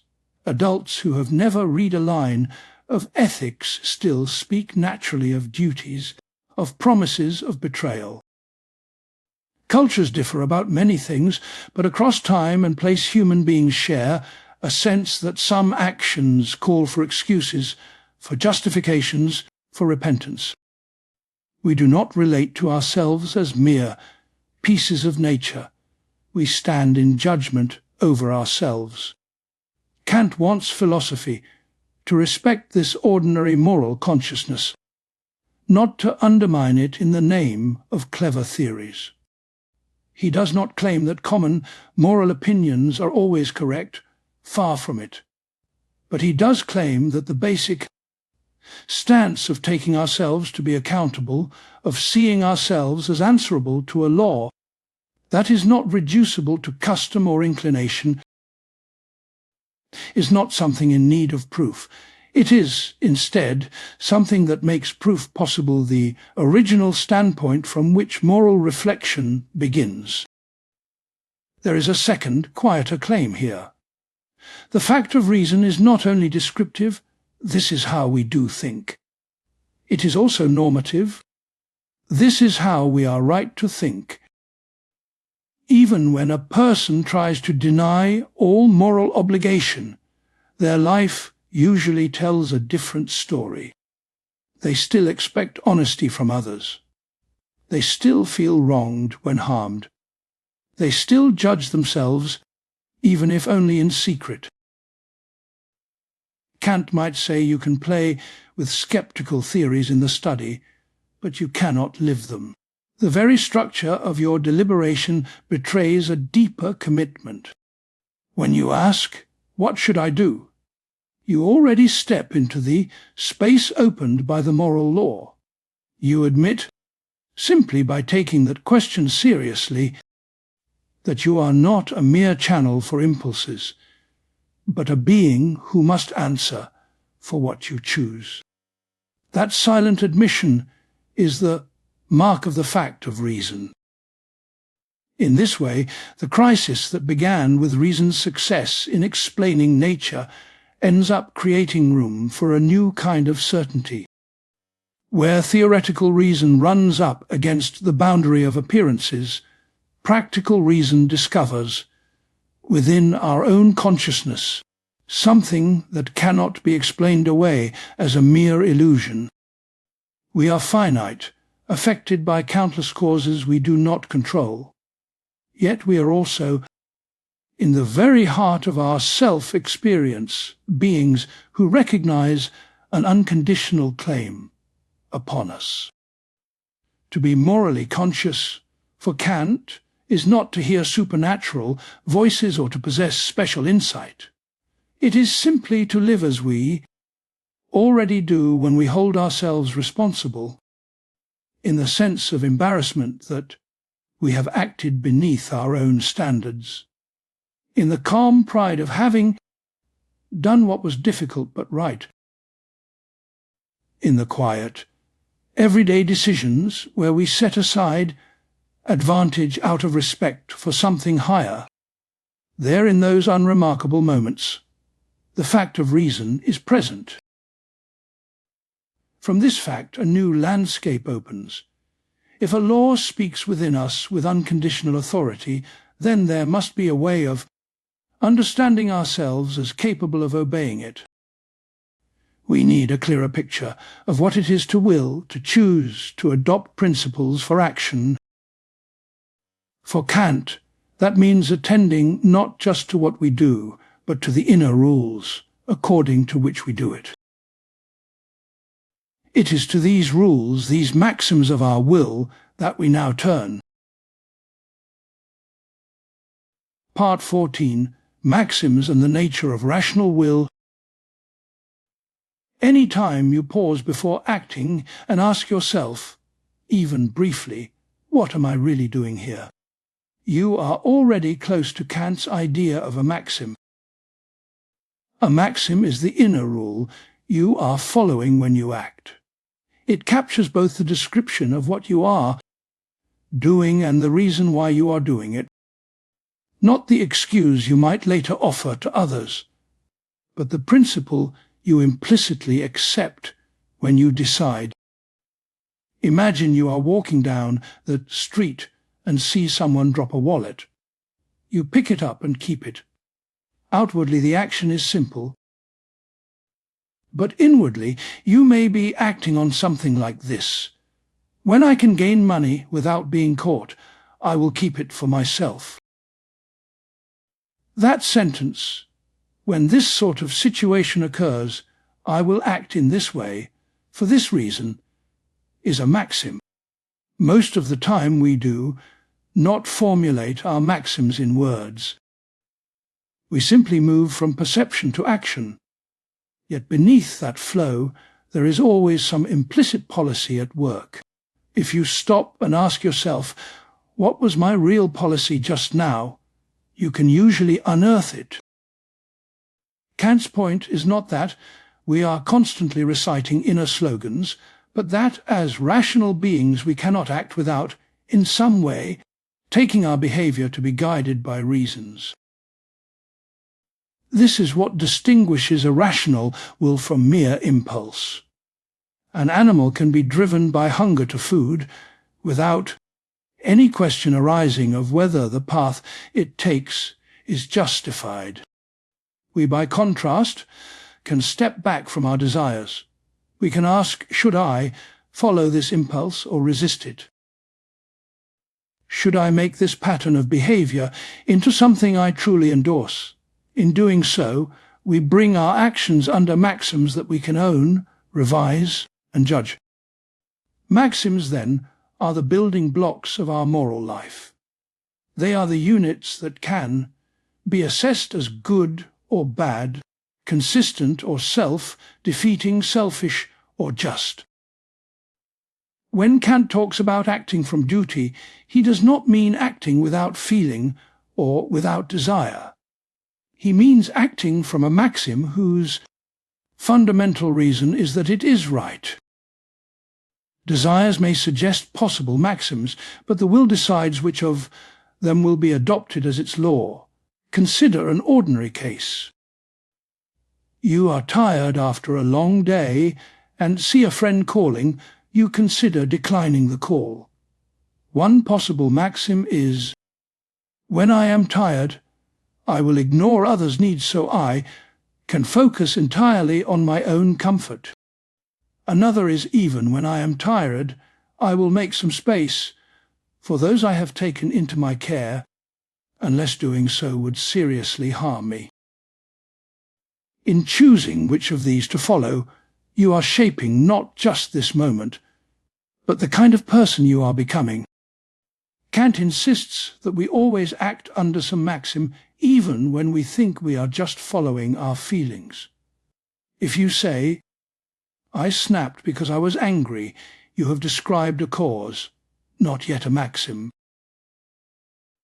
The maxim might be, when I feel insulted, I will lash out immediately to defend my pride.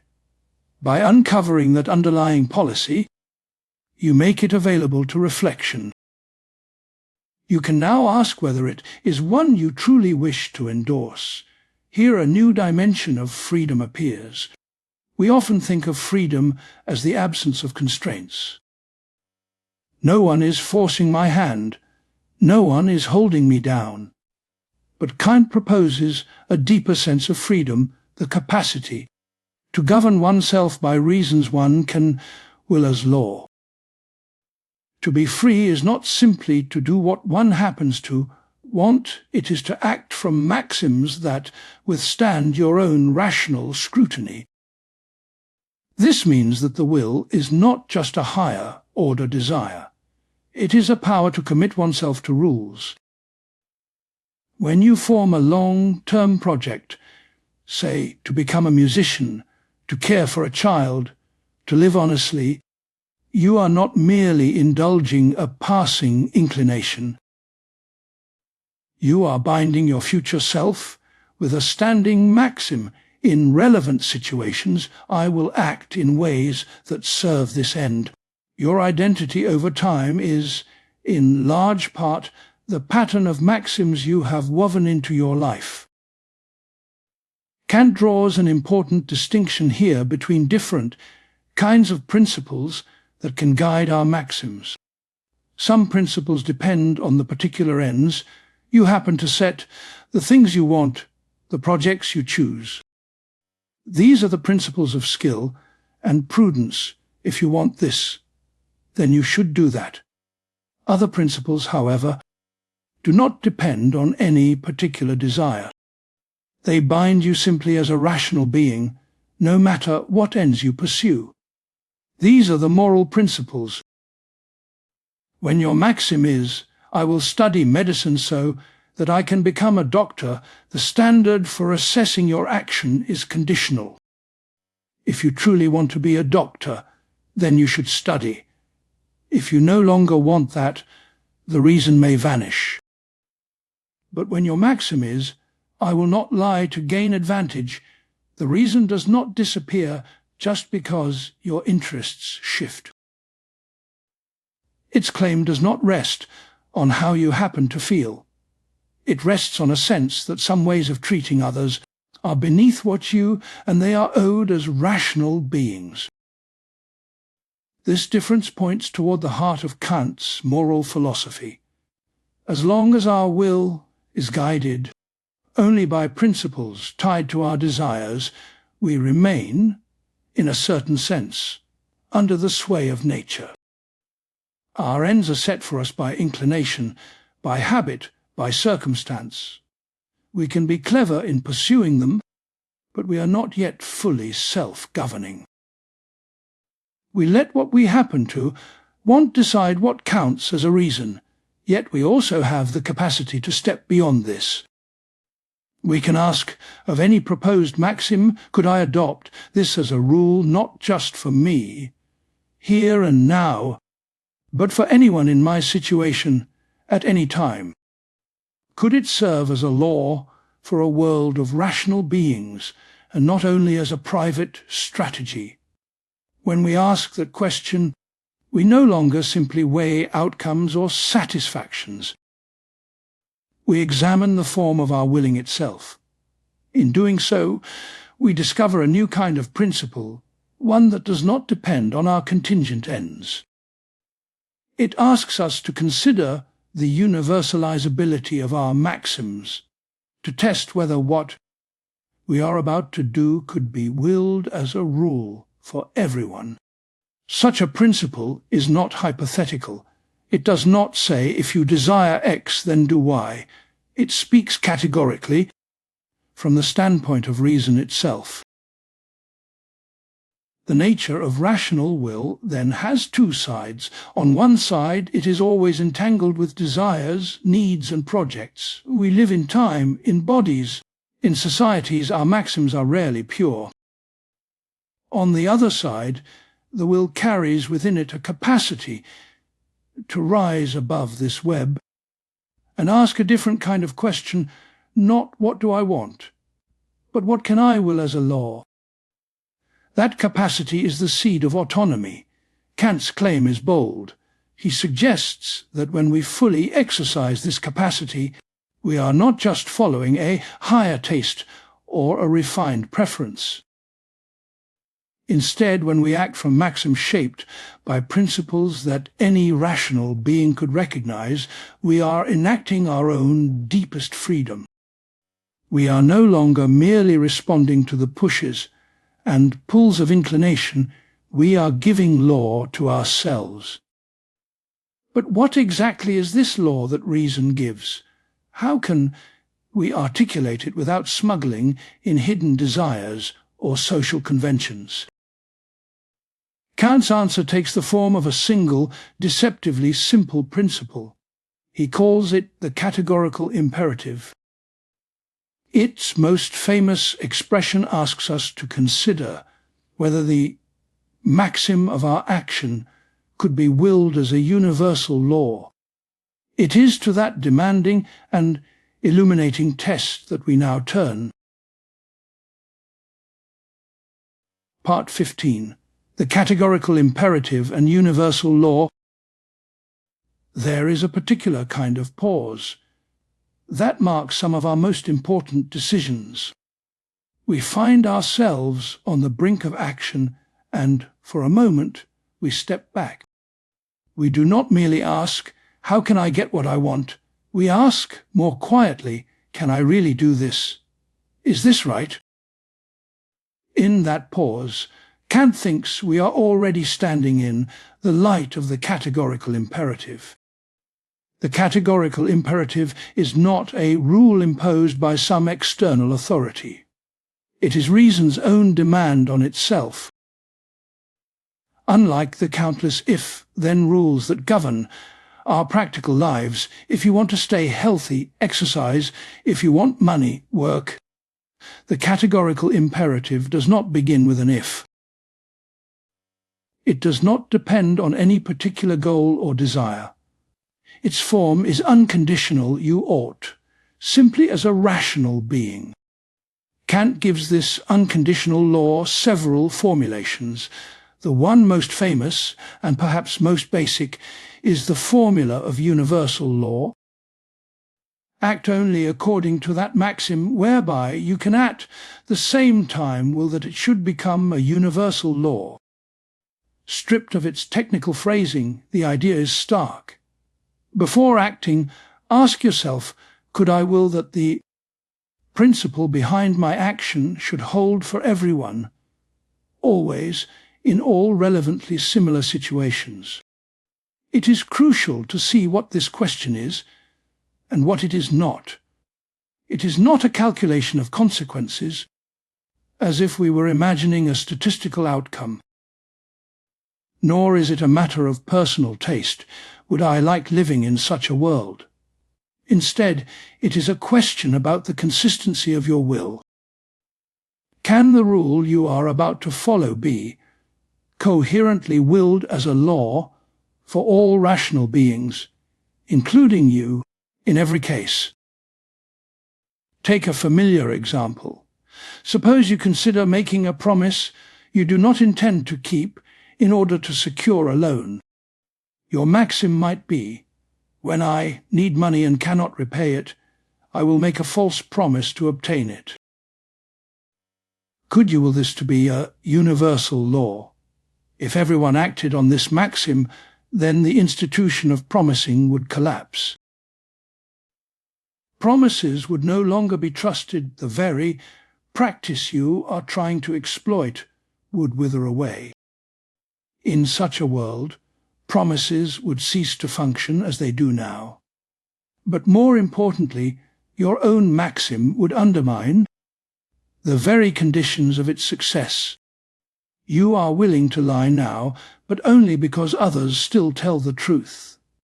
You want your false promise to be believed, yet your maxim universalized would make belief in promises irrational.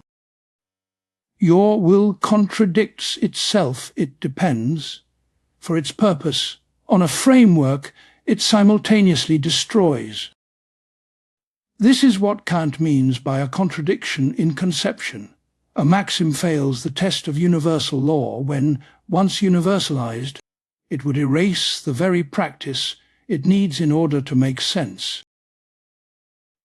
Lying promises, stealing, certain forms of exploitation, they all share this structure. They are parasitic on systems of trust, property, and mutual recognition, which they quietly presuppose while they erode them.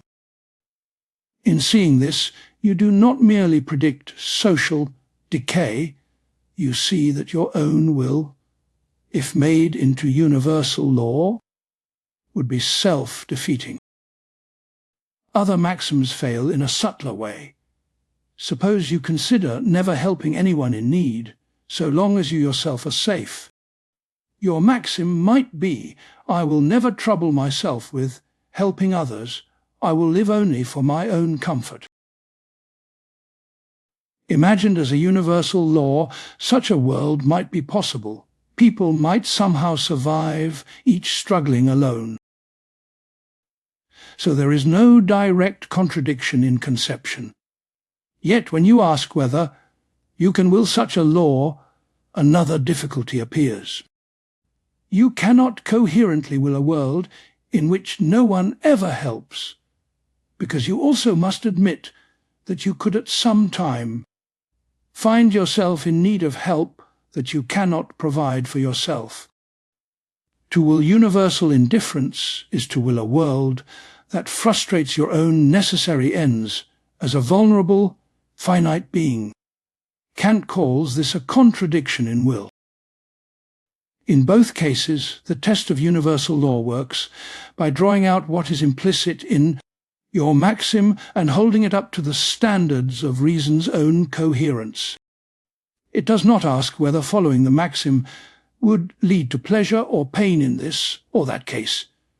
It asks whether, when universalized, the maxim can be part of a system of willing that any rational being could share.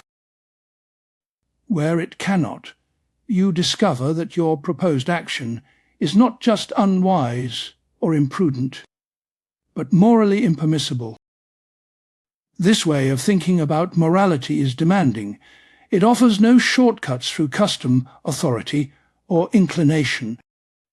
It asks you to look beyond the surface of your actions to the principles that animate them. And it asks you to recognize in every other person a fellow rational being for whom laws must be framed, not exceptions invented, even when the moral law speaks only in the quiet of your own conscience. It speaks with the voice of a possible common legislation. We can now see why Kant ties morality so closely to freedom. As long as you act simply to satisfy this or that desire, you remain governed by forces you did not choose. You are, in effect, letting nature in you set your ends. But when you act from a maxim that has passed the test of universal law, and you act because it has passed that test, something different happens. This submission is not servitude. It is autonomy.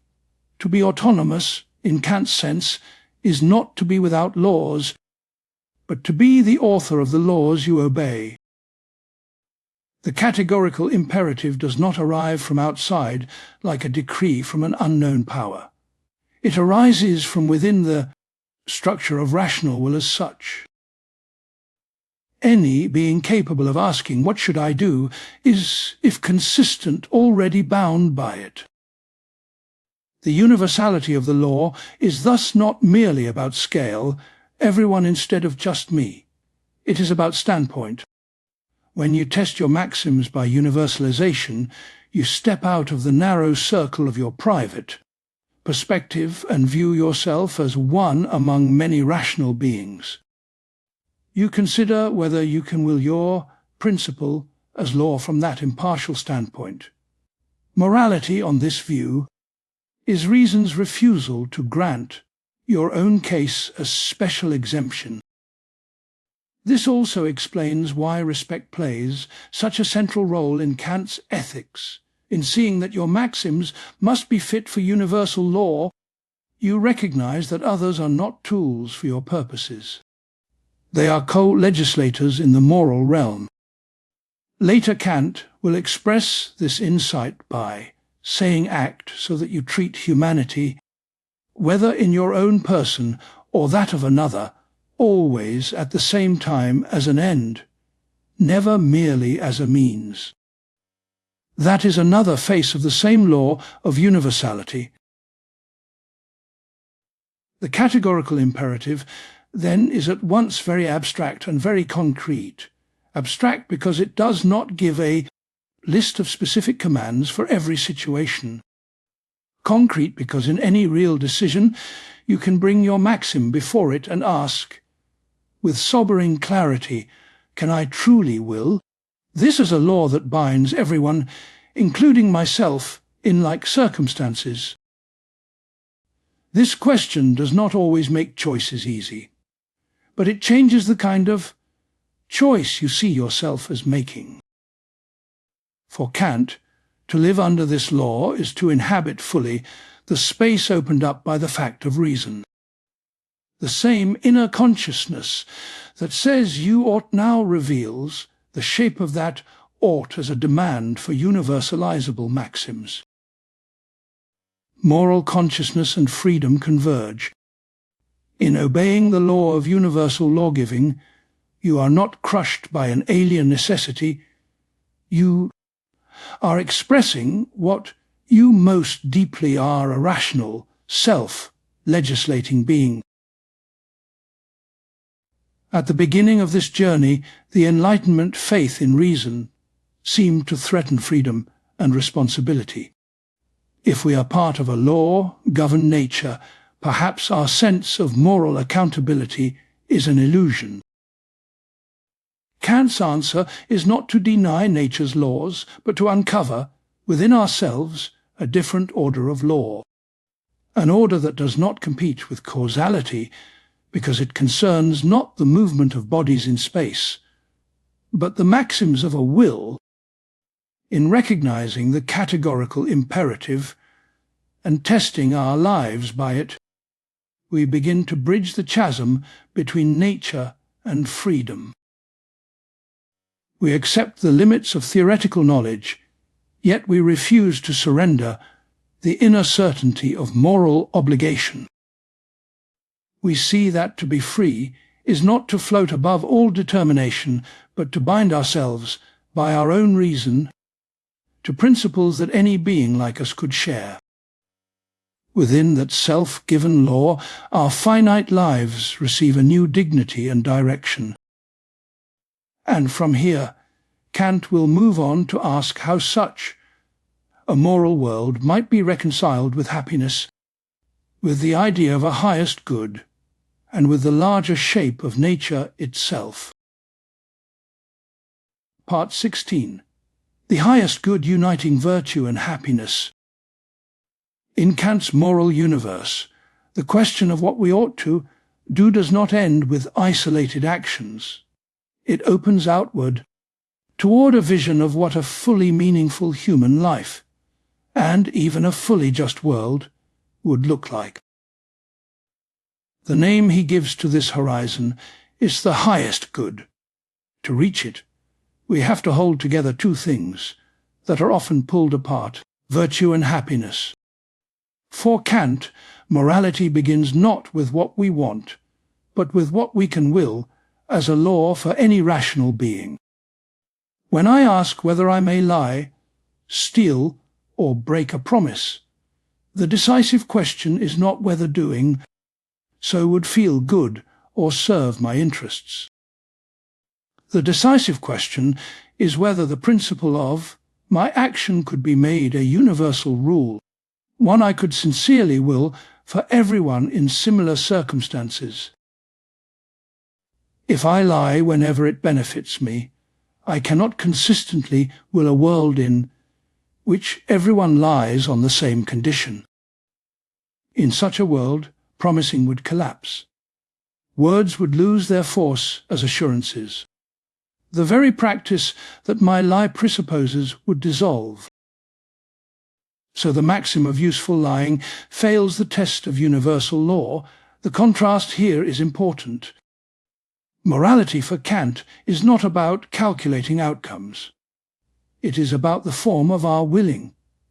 The good will is the will that acts from respect for the moral law, not merely in agreement with it. When I help someone in need because I see that it is what any rational agent ought to do here, my act has moral worth. When I help only because it gives me a warm feeling, my behavior may be kind, but its inner principle is different. Yet even as Kant insists on this rigor, he does not imagine that we are creatures who live without ends, without hopes, without desires.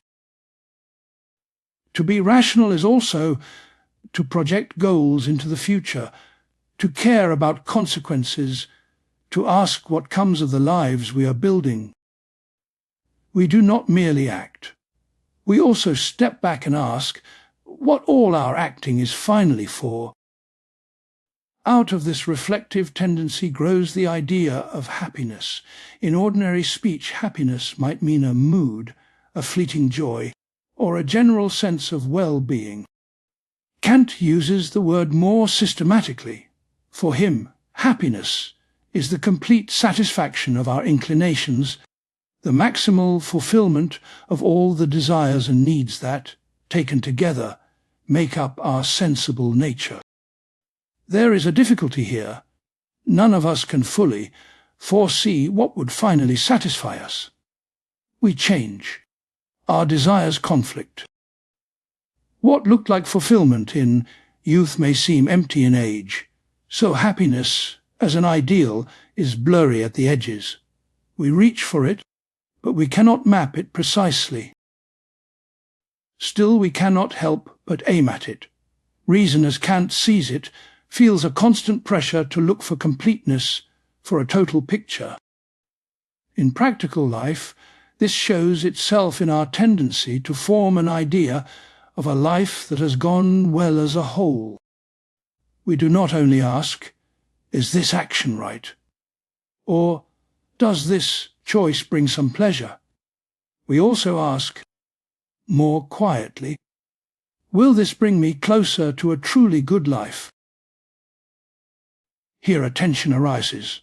A world in which everyone is fully happy, but moral character is irrelevant, would not satisfy an impartial reason. The happiness of a cruel person, whose joy depends on exploiting others, does not appear simply as a good. We feel that something has gone wrong in the very distribution of happiness. Where there is vice, happiness seems, at least in some sense, undeserved. Conversely, a world of pure virtue without happiness also seems incomplete from a human standpoint. Imagine a community where everyone does their duty without fail, where justice is perfect, benevolence unwavering, integrity universal. Yet suppose that, in this imagined world, every virtuous person lives in unrelieved misery disease, hunger, heartbreak, and failure with no relief and no hope. Reason hesitates here as well. We can recognize the worth of virtue, even under suffering. But we also sense that a world in which goodness never finds any echo in well-being, in which moral integrity has no resonance in the conditions of life, is not a fully satisfactory final state of affairs.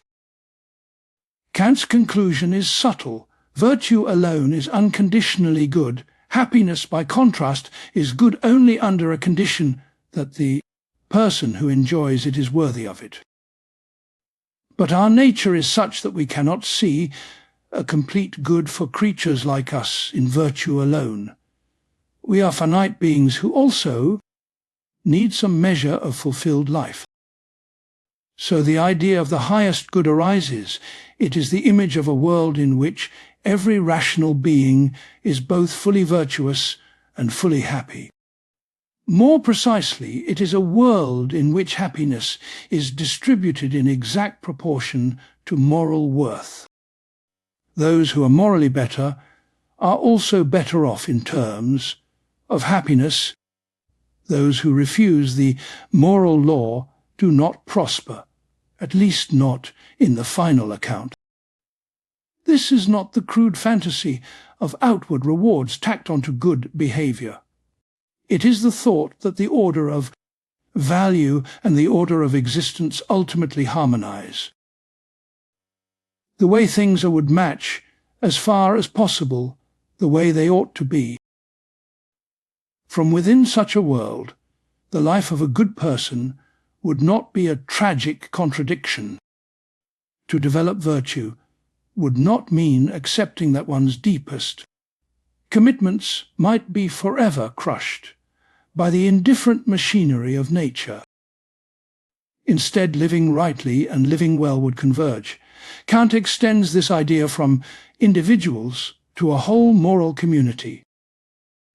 He invites us to picture a realm of ends, a systematic union of rational beings under common laws they give themselves, each treating the others never merely as means, but always also as ends in themselves.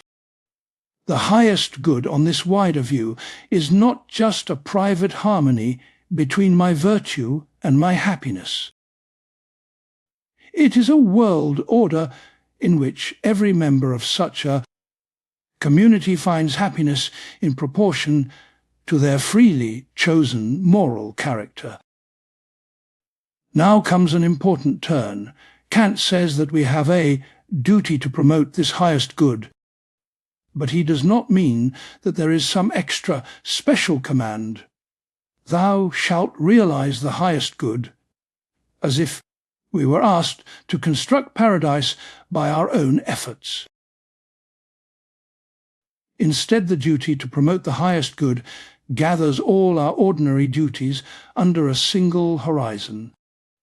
Every time I act from the moral law, helping, keeping faith, respecting another's freedom, I am, from reason's point of view, contributing to that ideal world. Helping a stranger in need, refusing corruption at work, maintaining honesty in small things, each of these actions is a thread woven into a larger tapestry. None of them, by itself, creates the highest good, but together they are the only path toward it that is in our power. In this sense, the highest good is not a separate end standing alongside our duties. It is the final perspective from which all duties appear as parts of one coherent project. It is the unifying point where our concern for what is right and our natural concern for happiness meet. Yet, if we take this seriously, a troubling question appears. Is such a world even possible? Look at the history of human life as we know it. Virtuous people suffer. Injustice very often pays. Institutions meant to embody moral ideals are fragile, corruptible, and finite. Nature follows its own blind courses. Storms, diseases, accidents, and the indifferent movements of markets and empires cut across any simple connection between being good and being happy. If we saw the highest good as a mere beautiful illusion, like a mirage on the horizon, our duty to promote it would be undermined from within. How could we rationally devote our lives to an end we judge to be impossible in principle? Reason does not willingly throw itself against impossibilities. So Kant argues that we must at least be able to think the highest good as possible, not guaranteed, not known, not observed, but genuinely possible. Only under this condition can our commitment to moral duty retain its full coherence. Here the story of the highest good begins to bend outward beyond the visible order of nature. For to make sense of this ideal as possible, Kant believes that we must broaden our view of ourselves and of the ultimate structure of reality. The demand that virtue and happiness form a meaningful unity leads, step by reflective step, to questions about the immortality of the soul and the existence of God. These questions are not, for him, curiosities tacked onto ethics. They grow out of the heart of our moral consciousness as it seeks a world that does justice to the deepest claims of reason and freedom. We now stand at the threshold of this expansion. The highest good has revealed itself as more than an abstract ideal. It is the point where our finite moral striving presses against the limits of what nature alone seems able to offer, and where practical reason begins to ask whether there must be more to our existence than a brief span within a merely empirical order. Part 17. The Postulate of Immortality. Beyond death, Kant suggests there must be more than a blank wall of non-being if we are to take the moral law in its full seriousness. This is not a claim about what speculative knowledge can prove. It's what our practical reason requires us to assume when confronting our responsibilities.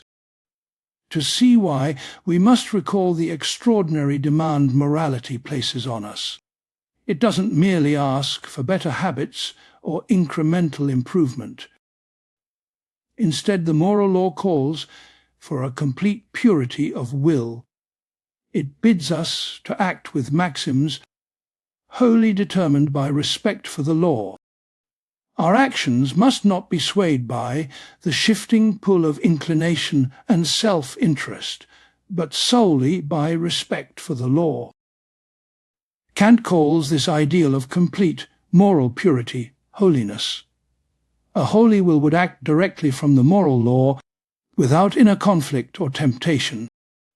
Such a will operates without the need to overcome contrary desires, transparently dedicated to duty. This is the standard in our ordinary moral judgments. When we blame ourselves, it's rarely just for isolated slips. We sense a deeper failure. Our character isn't fully aligned with what's right. We don't merely wish to behave better in a few situations. We feel called to become better at the root of our choosing.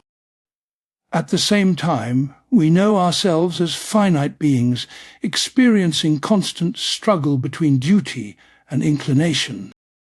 We feel fatigue, fear, resentment, and the subtle movements of self-love. Even from duty, less pure motives often mix in.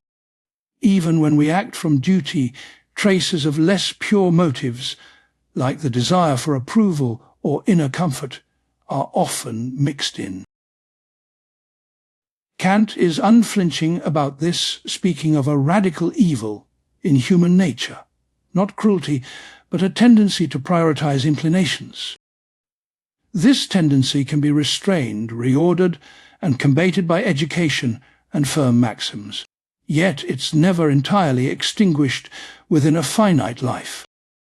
And yet, the moral law still commands holiness. It doesn't scale itself down to fit our weaknesses, or say partial reform is enough.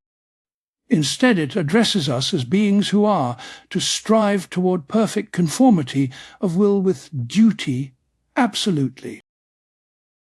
Faced with this, we might try to soften the demand.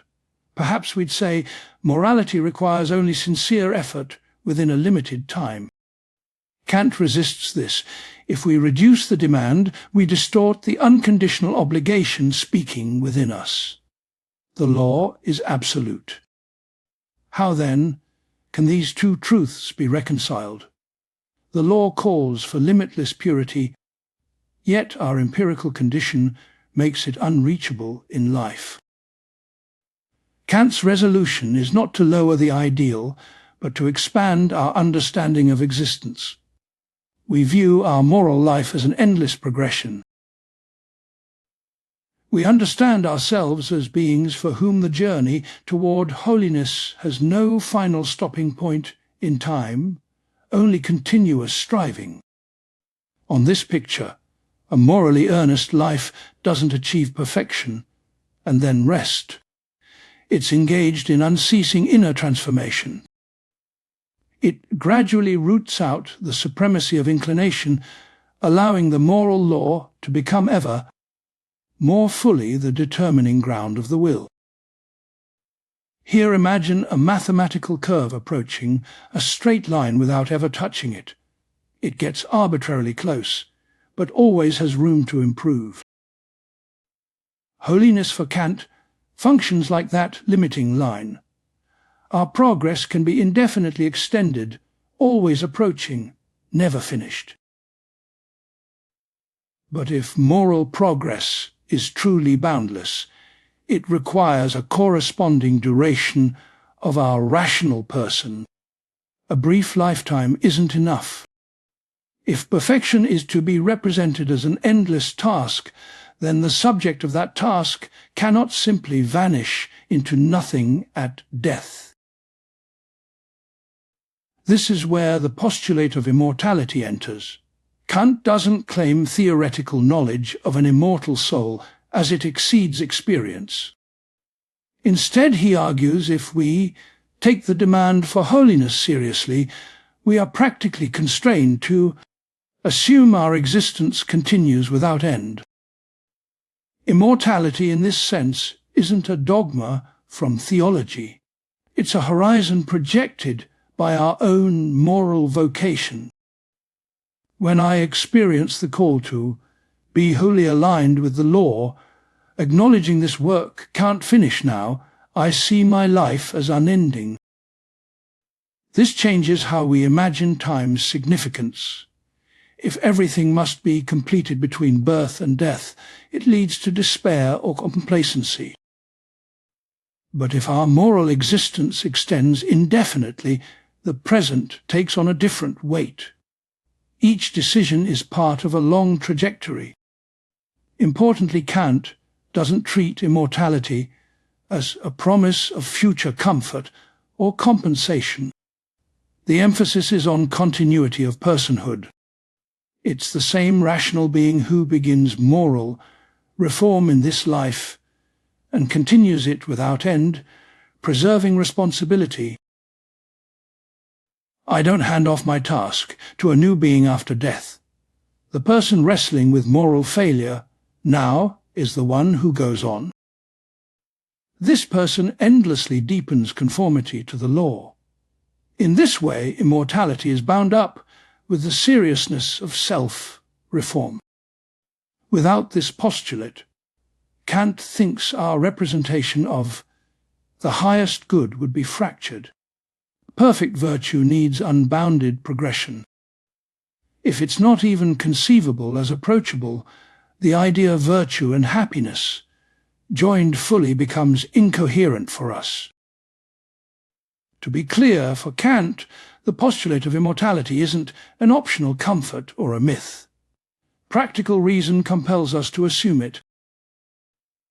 This postulate is what practical reason finds itself compelled to assume, holding together the moral law's absolute demand and our empirical limits. Here again, we see the pattern guiding Kant's project. Theoretical reason is silent about the soul beyond appearance. It cannot affirm or deny immortality. But practical reason, facing our duties, is entitled, indeed required, to assume it. Immortality thus marks a first step in widening our view of ourselves.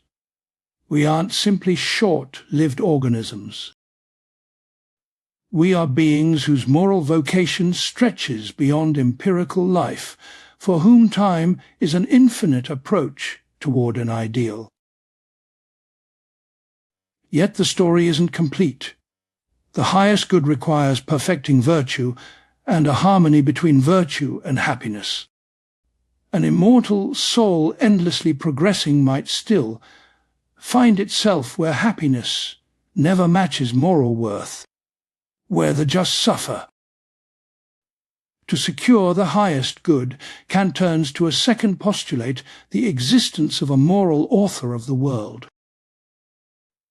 In this moral author's wisdom and will, the deepest demands of reason might finally find reconciliation. Part 18. The moral argument for the existence of God. When morality looks out onto the world, it does not find an obvious reflection of its own order. The more carefully we attend to experience, the more we see a disquieting mismatch between what ought to be and what is. Good people suffer from illness, poverty, and accident. They are caught in wars they did not choose, in social structures they would never have designed. Their honesty is sometimes punished, their generosity is sometimes exploited. Meanwhile, those who act without scruple can prosper, for a time at least, enjoying wealth, power, and comfort that seem unearned. Kant does not deny this. He is far from imagining that virtue naturally leads, in this life, to success or contentment. Nature follows its own paths. It distributes talents, opportunities, and misfortunes without regard to moral desert. The rain falls on the just and the unjust alike. Yet, from the standpoint of the highest good, this is precisely the problem. That ideal, as we have seen, is not simply a world containing both virtue and happiness. It is a world in which happiness is proportionate to virtue, where being good and being well off, in the broadest sense, converge. If we abstract from any deeper structure of reality and look only to the workings of nature as described by science, there seems little basis for such a harmony. We know no natural law that guarantees doing the right thing will lead to a flourishing life. We know no mechanism by which a person's moral will could regulate their external conditions. Faced with this, we might be tempted to modify the idea of the highest good. Perhaps we should give up the requirement that happiness match virtue. Perhaps it is enough that people are virtuous, whether or not they are happy. Or perhaps the entire notion of the highest good is a beautiful but empty construction. Kant resists both moves. As long as we see ourselves as rational beings, who must regard our nature as deserving some consideration, we cannot simply strip happiness out of our ultimate ideal. Nor can we indifferently accept a final picture of reality in which moral worth and life conditions are permanently misaligned. If the highest good is to remain the horizon of our duty, it must be thinkable as something that could be realized, not merely imagined. Here the moral argument begins. It does not start from a theoretical premise about the structure of the universe and deduce that God exists. Instead, it starts from a practical premise, that we are bound by the moral law, and this binding includes a duty to promote the highest good. From there, it asks what must be presupposed if this duty is to be rational.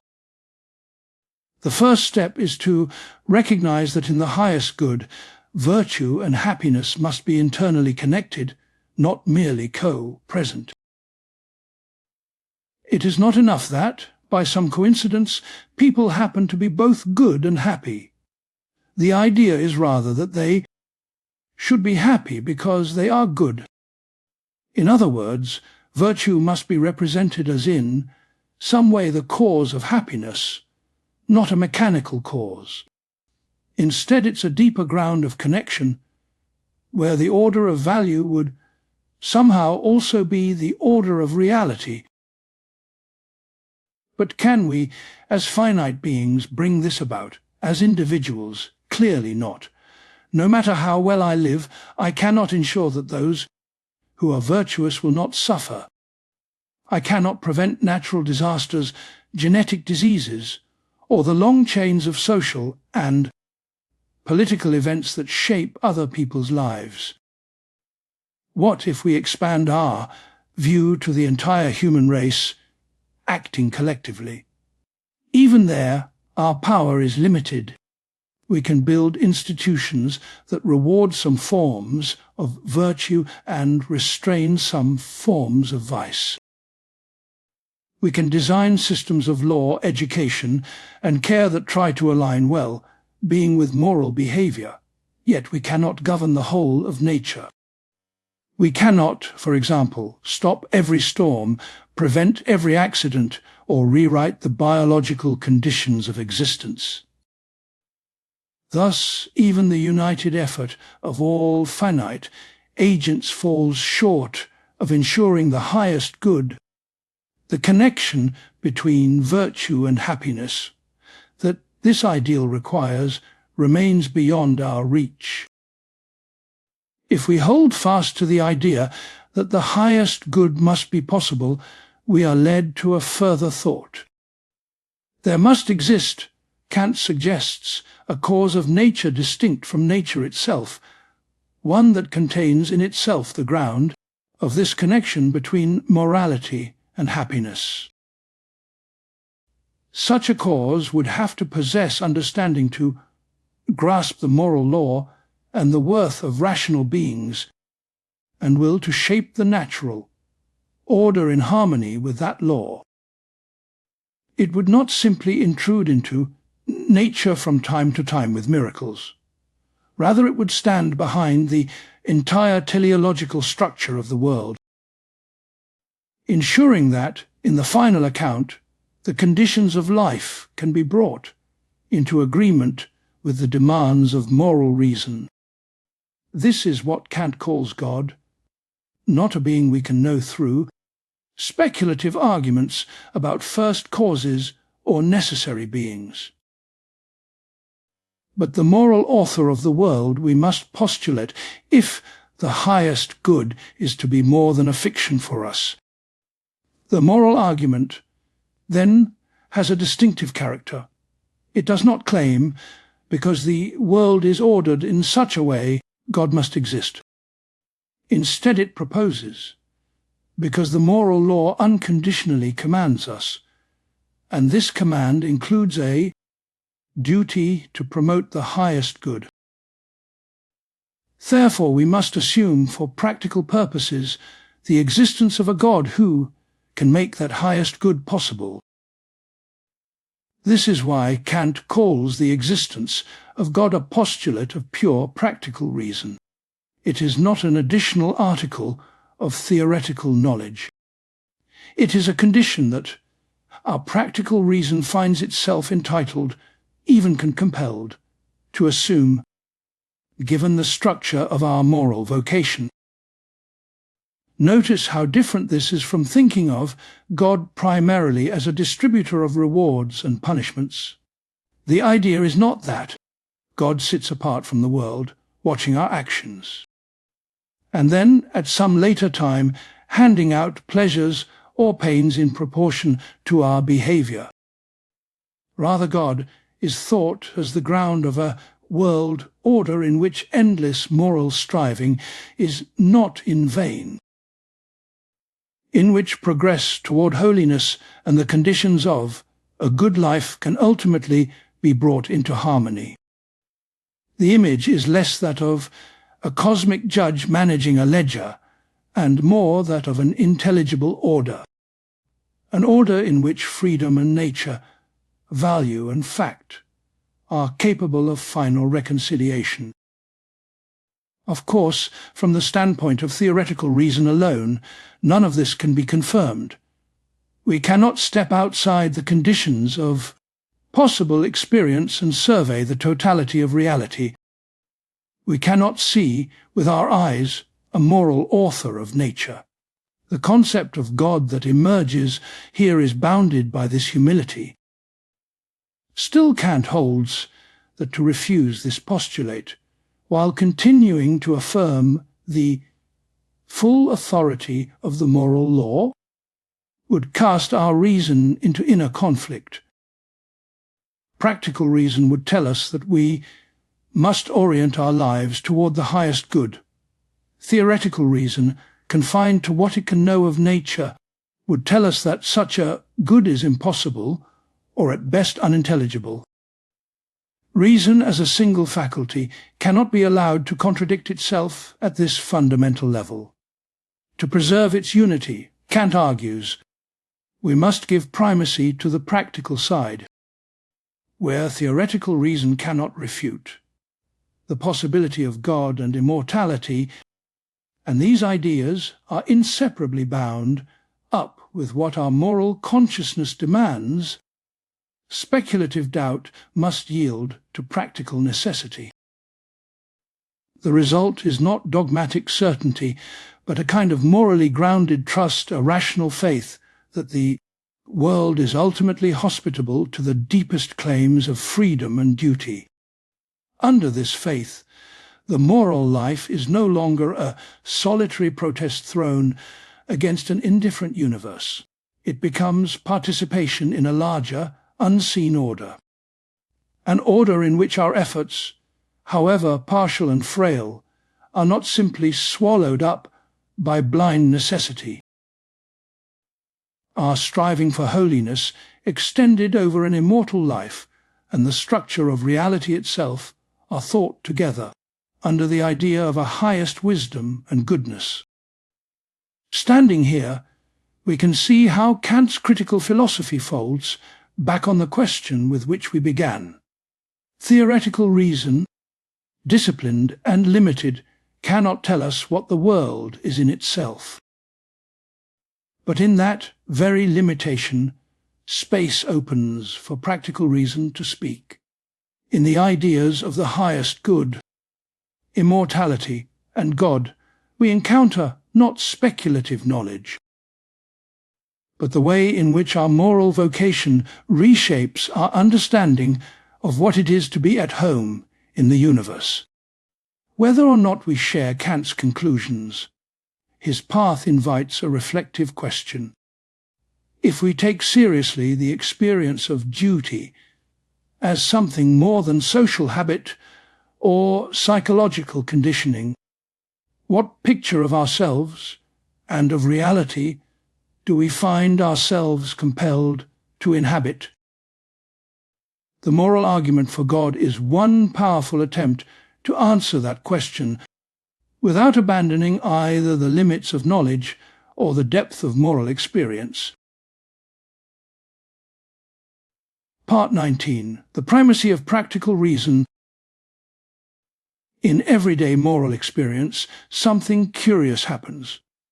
We can feel absolutely certain that we ought to do something, even when we have no clear proof that doing it will make us happier, safer, or more successful. A promise weighs on us. An injustice disturbs us. The voice of duty speaks with a kind of quiet authority that does not wait for statistics or guarantees. Kant thinks this voice is not a mere feeling. It is reason itself in its practical use. And when we take that voice seriously, we discover that it asks more of our thinking than science alone can supply. It does not only tell us what to do here and now. It presses us to ask whether the moral project as a whole is even possible. Whether a world that is truly worthy of our moral efforts can exist at all. Earlier we saw how Kant gathers these questions into a single image, the highest good, a world in which every rational being is morally good, and in which happiness is distributed in exact proportion to that goodness. Not a paradise of comfort, but a moral cosmos where virtue and happiness finally agree. Now he asks a sharper question. If we are bound to promote this highest good, must we also assume that it is possible? And if its possibility cannot be read off from nature as science describes it, what follows for our use of reason? Kant's answer unfolds in two steps. First, he argues that if we take our moral vocation seriously, we are led to think of our lives as an endless approach to moral perfection. Second, he argues that we are led to think of the world as ordered in such a way that virtue and happiness can ultimately be brought into harmony.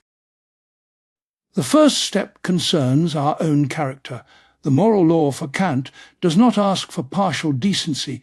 It demands a complete purity of will. A condition he calls holiness, a state in which inclination never tempts us away from what is right. But as creatures who are also sensible, affected by desires, fears, and fatigue, we never quite reach this purity. A pull toward self-interest, a tendency to rationalize, always remains. Yet the moral law does not lower its demand in response. It does not say, do what you can, given your nature. It speaks as if complete purity were required. So how can such a requirement be anything but empty? Kant's way of preserving its meaning is subtle. We must, he says, represent holiness not as a state we simply possess, but as an unending progress. A limit we can approach without ever fully arriving. This image of infinite moral progress has a striking consequence. It quietly stretches our existence beyond the boundaries of a single lifetime. If rational beings like us are bound to strive for an endlessly receding ideal, then we are invited to think of ourselves as enduring subjects of this striving. Our perspective is elongated into the infinite. This, for Kant, is what it means, practically, not theoretically, to believe in the immortality of the soul. He is not picturing a later reward that substitutes for effort here. He is describing a way of seeing our present efforts. Doing the right thing today becomes a step in a journey that, as reason conceives it, has no final temporal endpoint. Immortality is not a piece of speculative information about the world. It is a necessary horizon for a will that takes the demand of moral perfection seriously.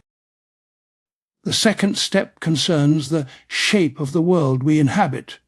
The idea of the highest good does not just pair virtue and happiness side by side. It binds them in a specific way. Happiness in this ideal belongs to those who are virtuous precisely because they are virtuous. The world would not only contain good people who also happen to be happy. It would be a world in which moral worth is the very condition for deserving happiness.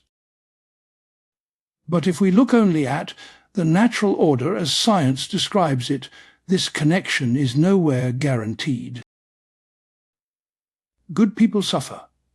The unjust flourish. Storms, diseases, accidents strike without regard for character. No known law of nature ensures that the morally upright will, in the long run, be the happiest. If we assumed that nature as described by theoretical reason were the whole story, we might conclude that the highest good is impossible. And if it were impossible, our duty to promote it would seem empty. To avoid that conclusion, Kant argues, we must extend our perspective. We must think of the totality of nature as standing under a higher causality, one that can secure, over an infinite stretch of time, the harmony of virtue and happiness. This higher causality is what the moral standpoint calls God, not a deity introduced to plug gaps in physics, but a moral author of the world. A cause that can coordinate the natural order with the demands of justice. Humanity's endless progress toward holiness would, in this picture, be accompanied by a corresponding distribution of happiness, ordered according to moral worth. Here again, Kant is careful. He does not claim to have proven that God exists or that the soul is immortal as theoretical facts about things in themselves. The arguments we have just traced are, in his terms, subjective. They show how we must think if we are to remain faithful both to the moral law and to our own rational need to conceive its fulfillment as possible. Yet he also insists that these arguments are not mere wishful thinking. They rest on an objectively valid core, the moral law itself, which for him binds any rational being as such. From this law springs the duty to promote the highest good. From that duty springs the need to conceive a world in which this good can be realized. We do not know that such a world exists, but we cannot, without inner contradiction, deny that it is possible. What then is the status of our belief in God and immortality? Kant calls them postulates of pure practical reason. They are not items of theoretical knowledge. They are conditions that reason, in its practical use, is entitled, indeed required, to assume so that it can consistently pursue the moral vocation it discovers in us. Where theoretical reason reaches its limit, practical reason extends the use of certain ideas, not as objects of insight, but as guiding commitments.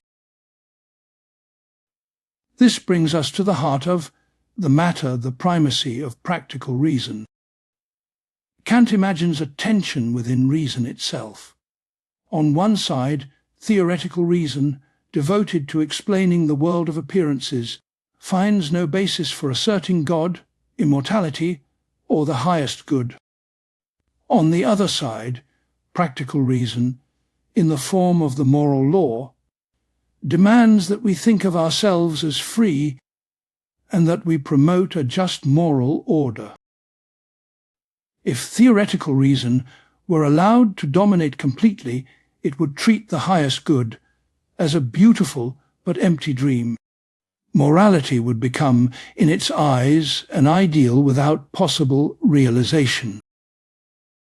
If practical reason were allowed to dominate, as if theoretical reason did not exist, we might ignore the realities of nature, science, and causality. Kant refuses both extremes. His solution is not to silence either voice, but to arrange them in a hierarchy. Primacy means this: where theoretical reason cannot decide a question, where a proposition neither contradicts the laws of nature as we know them, nor can be established by them, practical reason is permitted to take the lead if that proposition belongs inseparably to the moral interest of reason. In such cases we may and must affirm what we cannot theoretically know, because otherwise our rational commitment to the moral law would tear us apart from within. This is not a license to believe anything that comforts us. The postulates are highly restricted. They cannot contradict theoretical insight. They arise only from the inner demands of morality, and they remain clearly marked, in Kant's words, as extensions of the use of reason from another, namely a practical perspective.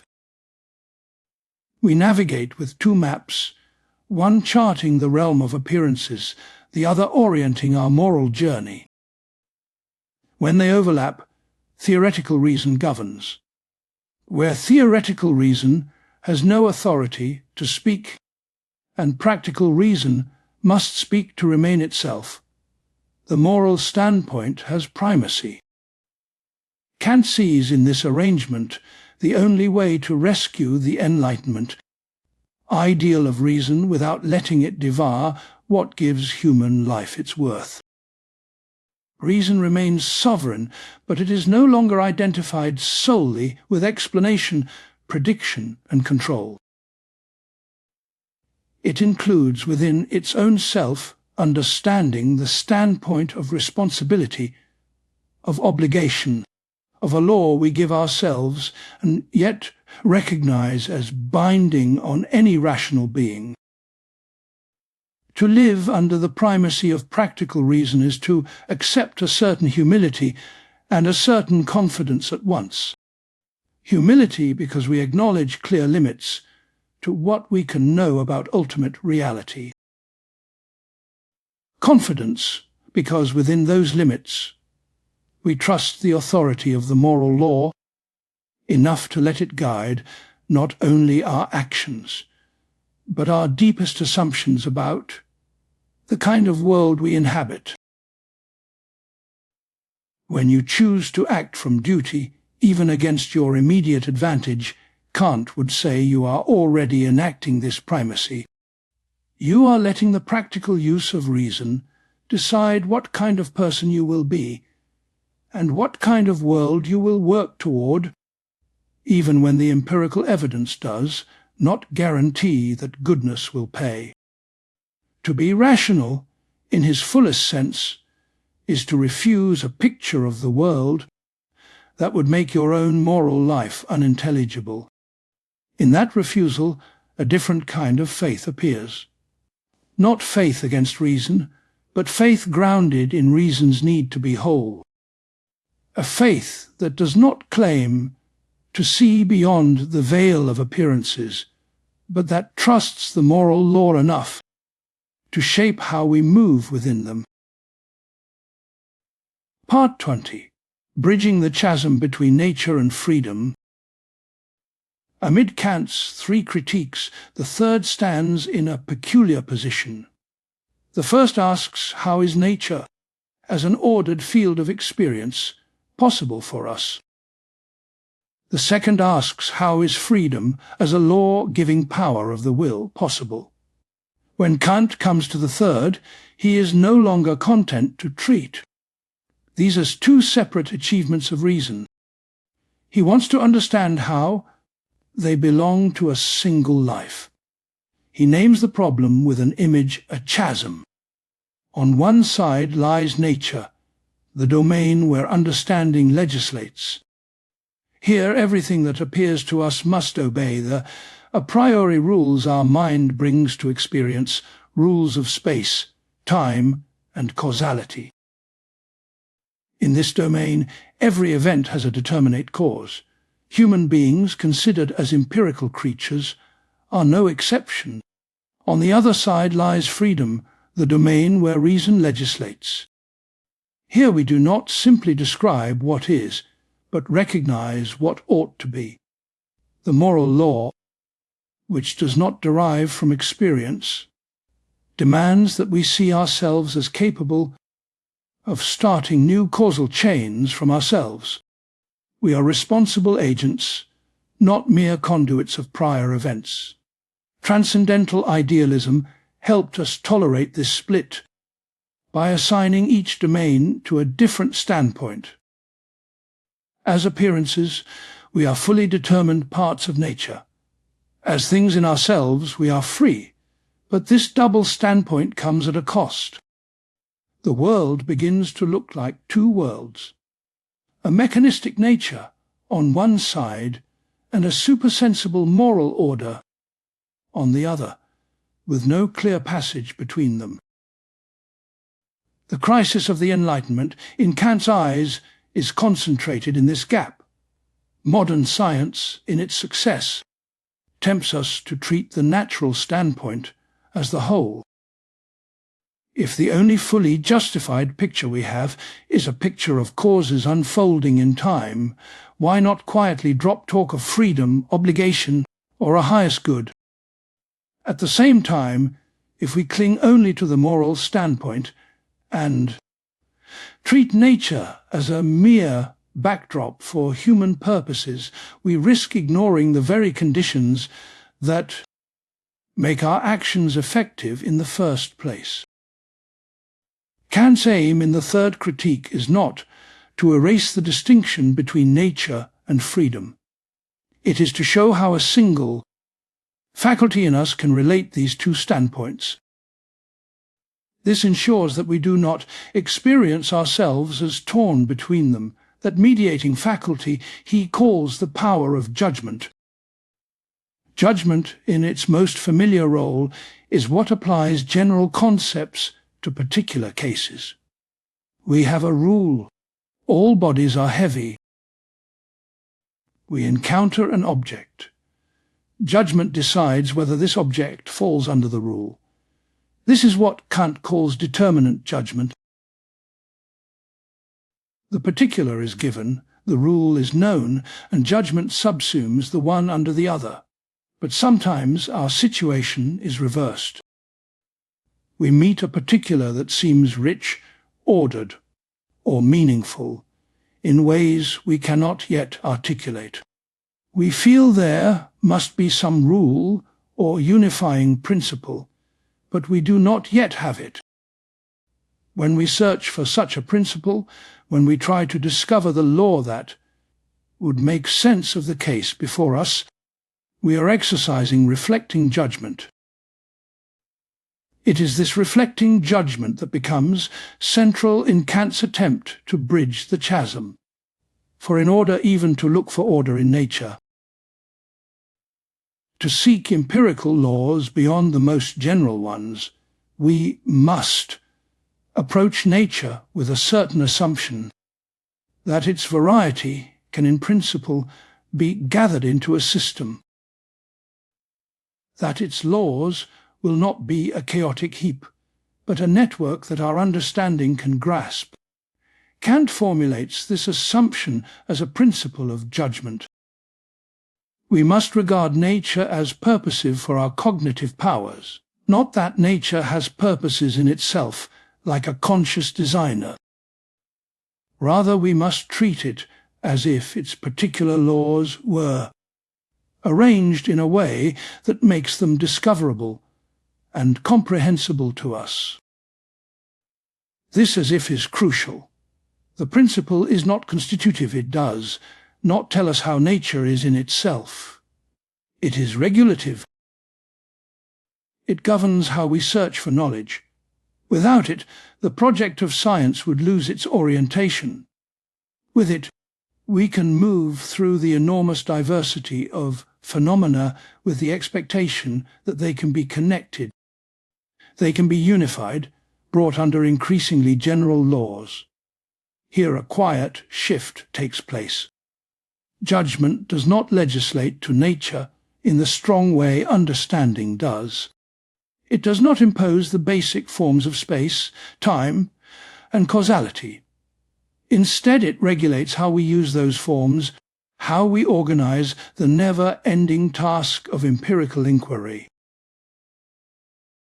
Yet by doing this, it prepares the ground for a more ambitious unification, for the same faculty that lets us treat nature as if ordered for.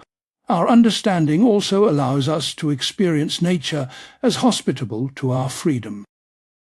When we encounter beauty, when we reflect on organisms, when we contemplate the overall direction of natural history, judgment invites us to see more than bare mechanism. This is done without abandoning mechanism as our best account of how appearances unfold. Kant is walking a narrow ridge. He refuses to say that nature in itself is teleological, that it literally contains purposes as one of its basic features. That would go beyond what our theoretical standpoint can justify. At the same time, he refuses to confine purposiveness to a purely moral projection that ignores the way nature actually operates. If we saw nature only as a theatre for our duties, we would deepen the divide between our scientific and moral images of the world. His solution is to let judgment occupy an independent place between understanding and reason. From this middle standpoint, we do not lay down new laws for nature or for freedom. We instead adopt a way of looking at the relation between the two, a way that helps our cognition form a whole. We see nature as if ordered toward certain ends, toward the possibility of knowledge, toward the emergence of organisms, toward the existence of beings capable of moral action. In doing so, we gain a kind of unity that neither science alone nor morality alone could provide. Science by itself can give us endlessly detailed descriptions of how things happen. But it remains silent about why there should be such an ordered field of experience at all, or why this field should contain beings like us. Morality by itself can tell us what we ought to do, but it cannot, without judgment, make sense of the fact that we must realize our obligations in a natural world governed by causes. Reflecting judgment, especially in its aesthetic and teleological uses, traces soft lines of connection. It does not tell us that the world is designed in the sense of a demonstrable doctrine, but it allows us to dwell with the thought that the structures uncovered by science and the demands disclosed by morality are not alien to one another. That the same world which can be described as a system of causes can also be experienced as a milieu fit for free beings. When Kant says that the power of judgment bridges the chasm, he does not mean we now stand on a single, simple shore. We still inhabit two standpoints as appearances within nature. We are determined as noumenal agents. We are free. What changes is our sense that these standpoints belong to one and the same rational life. We gain a mediating perspective from which the laws of nature and the laws of freedom can be thought together as parts of one overall order. This is true even if the ultimate ground of that order remains beyond our theoretical reach. In a way, Kant is giving us permission to have a world again. Not just a nature that can be measured, and not just a moral law that commands in abstraction, but a lived space where mountains, cities, organisms, works of art, and human actions can all be seen. They can all be seen as participating in a larger intelligible pattern. This pattern is not a blueprint we can inspect. It is more like a horizon toward which our different employments of reason can jointly orient themselves. Understanding looks toward it when it systematizes nature. Reason looks toward it when it thinks the highest good. Judgment looks toward it when it experiences beauty or reflects on life. In that shared orientation, the gulf between nature and freedom no longer feels like an absolute rupture, but like a difference of aspect within a single, though ultimately mysterious, whole. Part 21. Aesthetic Judgment, Beauty and Sublimity. Consider standing before a landscape at dusk. The sky slowly deepens, colours fade into one another, branches trace delicate patterns against the last light. For a moment, you are simply arrested. You are not plotting, not calculating, not asking what use this scene has. You just take it in, and a gentle pleasure arises. For Kant, this experience is more philosophically charged than it might at first seem. In it, we glimpse how nature can be meaningful for us without being reduced to our desires. We feel a harmony between the world's forms and our own powers of mind, a harmony that does not belong to either side alone. He calls this kind of experience an aesthetic judgment of beauty. It is a judgment because we do not merely feel something. We take the object to be beautiful and implicitly invite others to agree.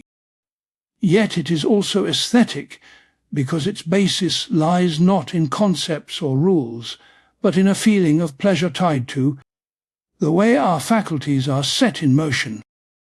Several features of this pleasure are crucial. First, it is disinterested. When we judge something beautiful, we are not relating it to what we want to consume, own, or control. The enjoyment does not depend on appetite. The same flower can delight the starving and the satisfied.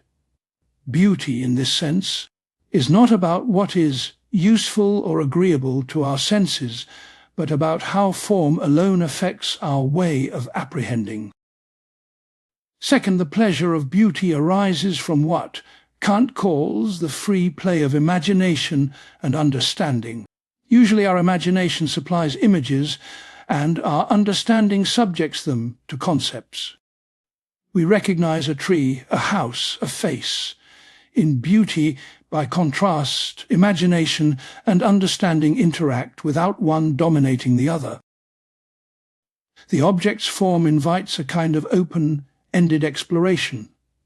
Our mind feels at ease, enlivened, as if it were made for just this kind of harmonious movement. This internal free play is, for Kant, the key to aesthetic purposiveness. The object appears to us as if it were designed for our cognitive powers, as if its shape were arranged to call forth exactly this pleasing harmony. Yet we can find no determinate purpose. The rose is not there for us, the melody does not exist to transmit a particular concept. We experience what he famously calls purposiveness without purpose. Because of this, beauty occupies an in-between space. It is not a property belonging to things independently of us, like mass or charge. Nor is it a purely private feeling that could just as well have no relation to the object. It is a relation between the form of the object and the structure of our faculties. The object is beautiful for us, but in a way that we take to be shareable. This brings us to a puzzle. If the judgment of beauty rests on feeling, how can we expect agreement from others? We do, though. When we call something beautiful, we do not mean, I happen to like this. We mean, this is worthy of being liked by anyone. Kant explains this by appealing to a common sense, not as a vague social notion, but as a shared structure of our cognitive powers. Because human beings, as rational and sensible creatures, are similarly constituted, a form that brings their imagination and understanding into free play, in me can be expected to do so in them as well. So aesthetic judgment claims a kind of universal validity, but without the support of concepts. This claim is not backed by proof. It is an invitation grounded in our confidence that we share a world and a form of mindedness with others. In beauty, then, we are practicing a small but significant exercise in community. We are feeling our way into a sensibly given harmony that we take to be available to all. Kant draws a further distinction between natural beauty and artistic beauty. A painting, a poem, a piece of music are intentionally made. The artist designs them in order to provoke just this free play of faculties. Yet, paradoxically, the greatest art appears as if it were not designed. It must have the look of nature, as if the form simply grew from within the work itself, rather than being the obvious product of deliberate contrivance. Natural beauty reverses this relation. A mountain range, a pattern of waves, the intricate symmetry of a snowflake are not made with us in mind. They do not know how to please. Their apparent purposiveness is, by our lights, entirely without intention. And yet, these are precisely the cases in which Kant sees the deepest philosophical resonance. When nature, without any evident aim, presents forms that so neatly fit the play of our faculties, we cannot help but feel that the world is, in some diffuse way, hospitable to us. It is not proof of a designer. Kant is careful to insist that aesthetic experience does not amount to theoretical knowledge. But it is a sign, a suggestion, that the structure of nature and the structure of our mind are not alien to one another. This suggestion, he thinks, has a moral echo. The disinterested pleasure we take in natural beauty trains us to love something not for what it can do for us, but for how it fits into an order we did not create. In silently contemplating a beautiful landscape, we practice a posture akin to moral respect. We let something be what it is, and rejoice that it is so without trying to possess it. In this way, beauty becomes a symbol of the good, not because the beautiful object is itself morally good, but because the inner attitude we adopt toward it resembles the attitude we ought to adopt toward moral law and toward other persons. We learn to delight in a kind of freedom from self-interest. The very world that science describes as governed by blind laws here appears, under aesthetic judgment, as a setting fit for beings capable of such disinterested joy. If beauty shows us a gentle harmony between nature and our cognitive powers, the sublime confronts us with their apparent mismatch. Think of standing at the edge of a stormy ocean, or beneath a towering cliff, or contemplating the starry heavens stretching out without obvious limit. Here, too, we are struck, but the initial feeling is not simple pleasure. It may be or unease, even a hint of fear. Kant distinguishes two main forms of the sublime. In the mathematical sublime, we are overwhelmed by sheer magnitude, greatness of size or number. Our imagination tries to grasp the totality before us, to take it in as a whole, and fails. No single image can encompass it. Every attempt seems inadequate. In the dynamical sublime, we face overwhelming power. Thunderstorms, volcanic eruptions, raging seas display forces that could easily destroy us. As natural beings, we are insignificant and vulnerable before them. The sense of threat is not imaginary, yet the experience of the sublime, for Kant, does not end in humiliation. It contains within itself a reversal. In both cases, the failure or smallness of our sensible capacities throws into relief another aspect of ourselves, reason. Reason is not limited to images. It can think totalities the imagination cannot picture. It can conceive law, obligation, and dignity in a way that is not hostage to nature's might. So, while our imagination is crushed by the infinite, our reason asserts its own peculiar greatness. We feel, at one and the same time, the inadequacy of our sensible self and the superiority of our rational vocation. Before the storm, we recognize that as physical beings we are fragile, but we also sense that there is something in us that cannot be overpowered by any natural force. The capacity to set ends, to act from principles, to respect the moral law. The pleasure of the sublime is thus a negative pleasure. It arises through a momentary displeasure, the pain of our sensible inadequacy, overcome by the elevation of our rational self-conception. Nature's vastness and power become occasions for us to become more vividly aware of our own supersensible vocation.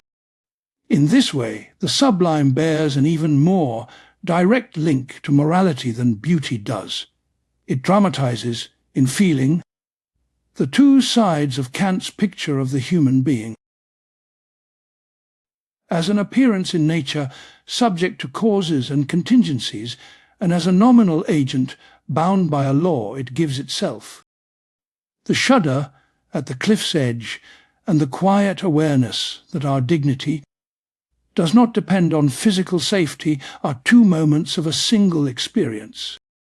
Seen together, beauty and sublimity reveal how deeply aesthetic judgment participates in Kant's project of bridging nature and freedom.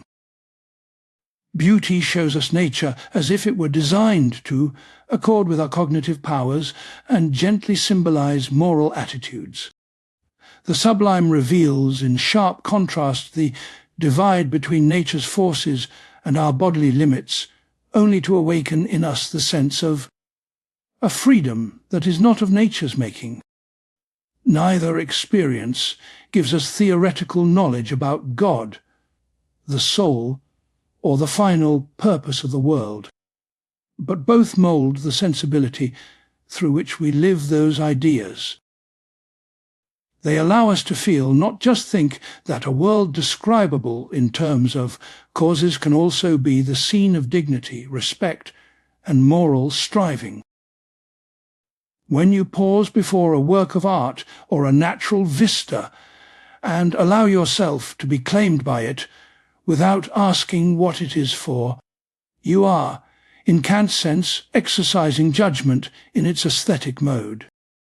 When you feel both small and somehow called to something higher in the face of nature's enormity, you are rehearsing, at the level of feeling, the tension and unity of your own condition as both finite and free. In that rehearsal, aesthetic judgment quietly prepares the ground for the teleological reflections that follow. It attunes us to experience nature, not just as a field of events, but as a scene in which our freedom can find expression and sense. The world becomes, again, not only what we can explain, but also what we can find ourselves at home in as beings who can respond with understanding, with feeling, and with responsibility. At times, when we step back from our own concerns and look at the world as a whole, a quiet question surfaces: is any of this going anywhere? Not just our lives, with their projects and disappointments, but the vast weave of nature itself, the galaxies, the forests, the birth and death of organisms, even the history of human culture. Is it all only an immense network of causes and effects, indifferent and aimless? Or is there, in some sense, a direction, a point, a final end? Kant approaches this question with the same caution that has guided him throughout. He refuses to smuggle in a hidden dogma. He will not claim to know, as an objective fact, that nature is designed for a purpose. But he also refuses to treat the idea of purpose as a mere poetic illusion. Instead, he asks a different question. How must we think nature, given the kind of finite, rational beings we are, if we are to make sense of science, beauty, life, and morality together? That is the role of what he calls teleology, the interpretation of nature in terms of ends. And in his third critique, this teleology is not an optional decoration. It becomes the way judgment reaches beyond isolated experiences to a unified view of nature, without overstepping the limits of knowledge. To see this clearly, it helps to remember the kind of judgment Kant is talking about here. In the first critique, the understanding supplies universal laws, every event has a cause, substances persist, and so on. Those are constitutive. They are built into any possible experience for us. In the third critique, by contrast, he considers a different task.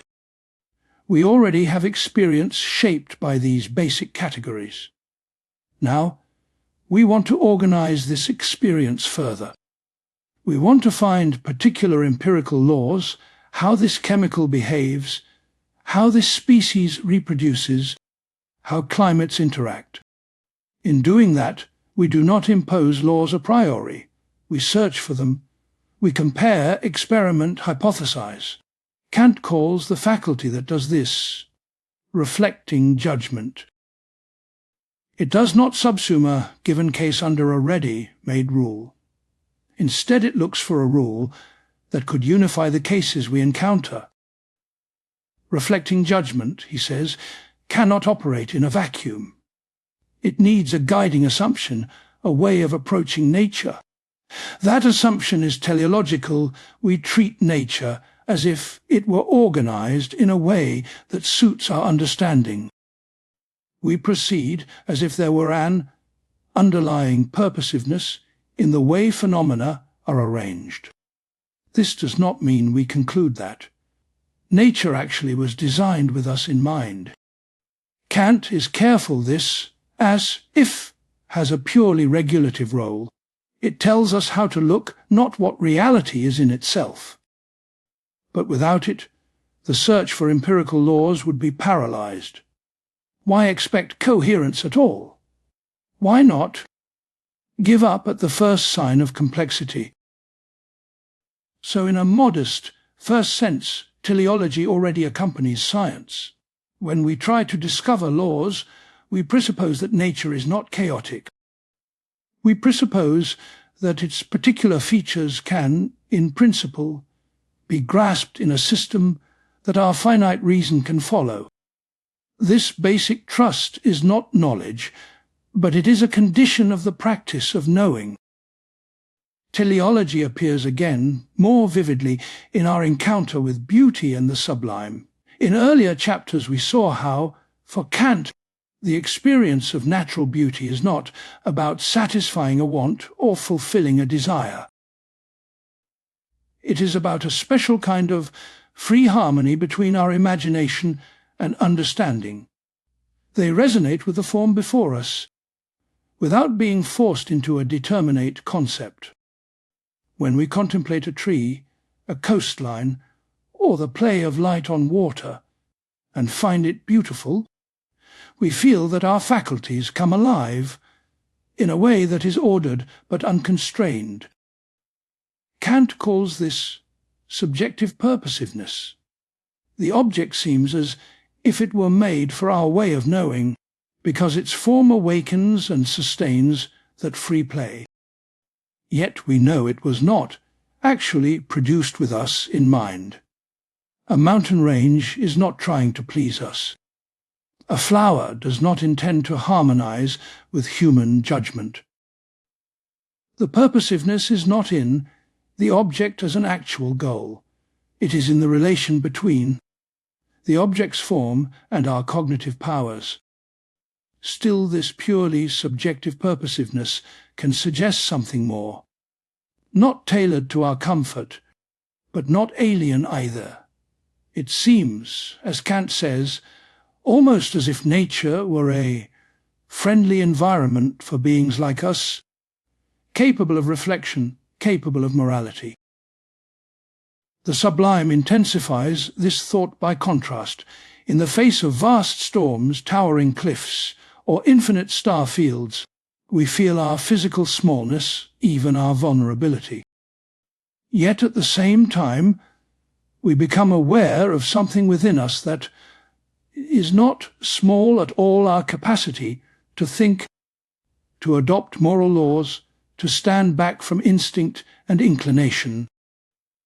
Nature's power can crush our bodies, but not the dignity of our rational vocation. Here too purposiveness enters, not as a design in nature, but as an inner purpose we discover in ourselves against the background of nature's might. Both beauty and sublimity, then, are moments in which nature and our moral vocation seem to touch. They do not prove anything about the world beyond appearances, but they shape the way we experience the world.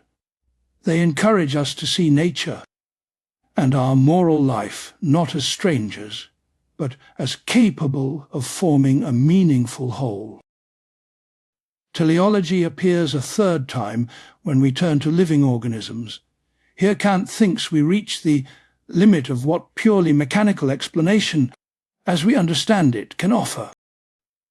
A machine, like a watch, can be analyzed in terms of parts put together to perform a function, but its parts do not generate or repair themselves. They are arranged by an external designer. An organism is different. Its parts exist for the sake of the whole, but they are also produced by the whole. A tree grows leaves, roots and branches through its own internal power. A wound heals. A living being constantly regenerates itself, maintaining a dynamic equilibrium. We can describe many of these processes in mechanical terms: chemical reactions, flows of energy, physical constraints. Yet, when we try to grasp the organism as a unified system, our concepts bend back toward purpose. We naturally think of organs as being for something, the leaf for photosynthesis, the heart for circulation, the eye for seeing. Kant insists, again, that we must be careful. We are not entitled to assert that organisms really have purposes in the same sense that a crafted tool has a purpose in the mind of its maker. Instead, teleology here is a necessary way for us to think, given the limits of our discursive intellect. Because we must proceed from parts to wholes, from particular data to general concepts. We struggle to conceive how something could be the cause of its own parts. We therefore borrow the language of ends and design in order to make sense of self-organizing beings. That borrowing is regulative, not constitutive. It marks a limit of our understanding. It does not uncover a secret blueprint within nature itself.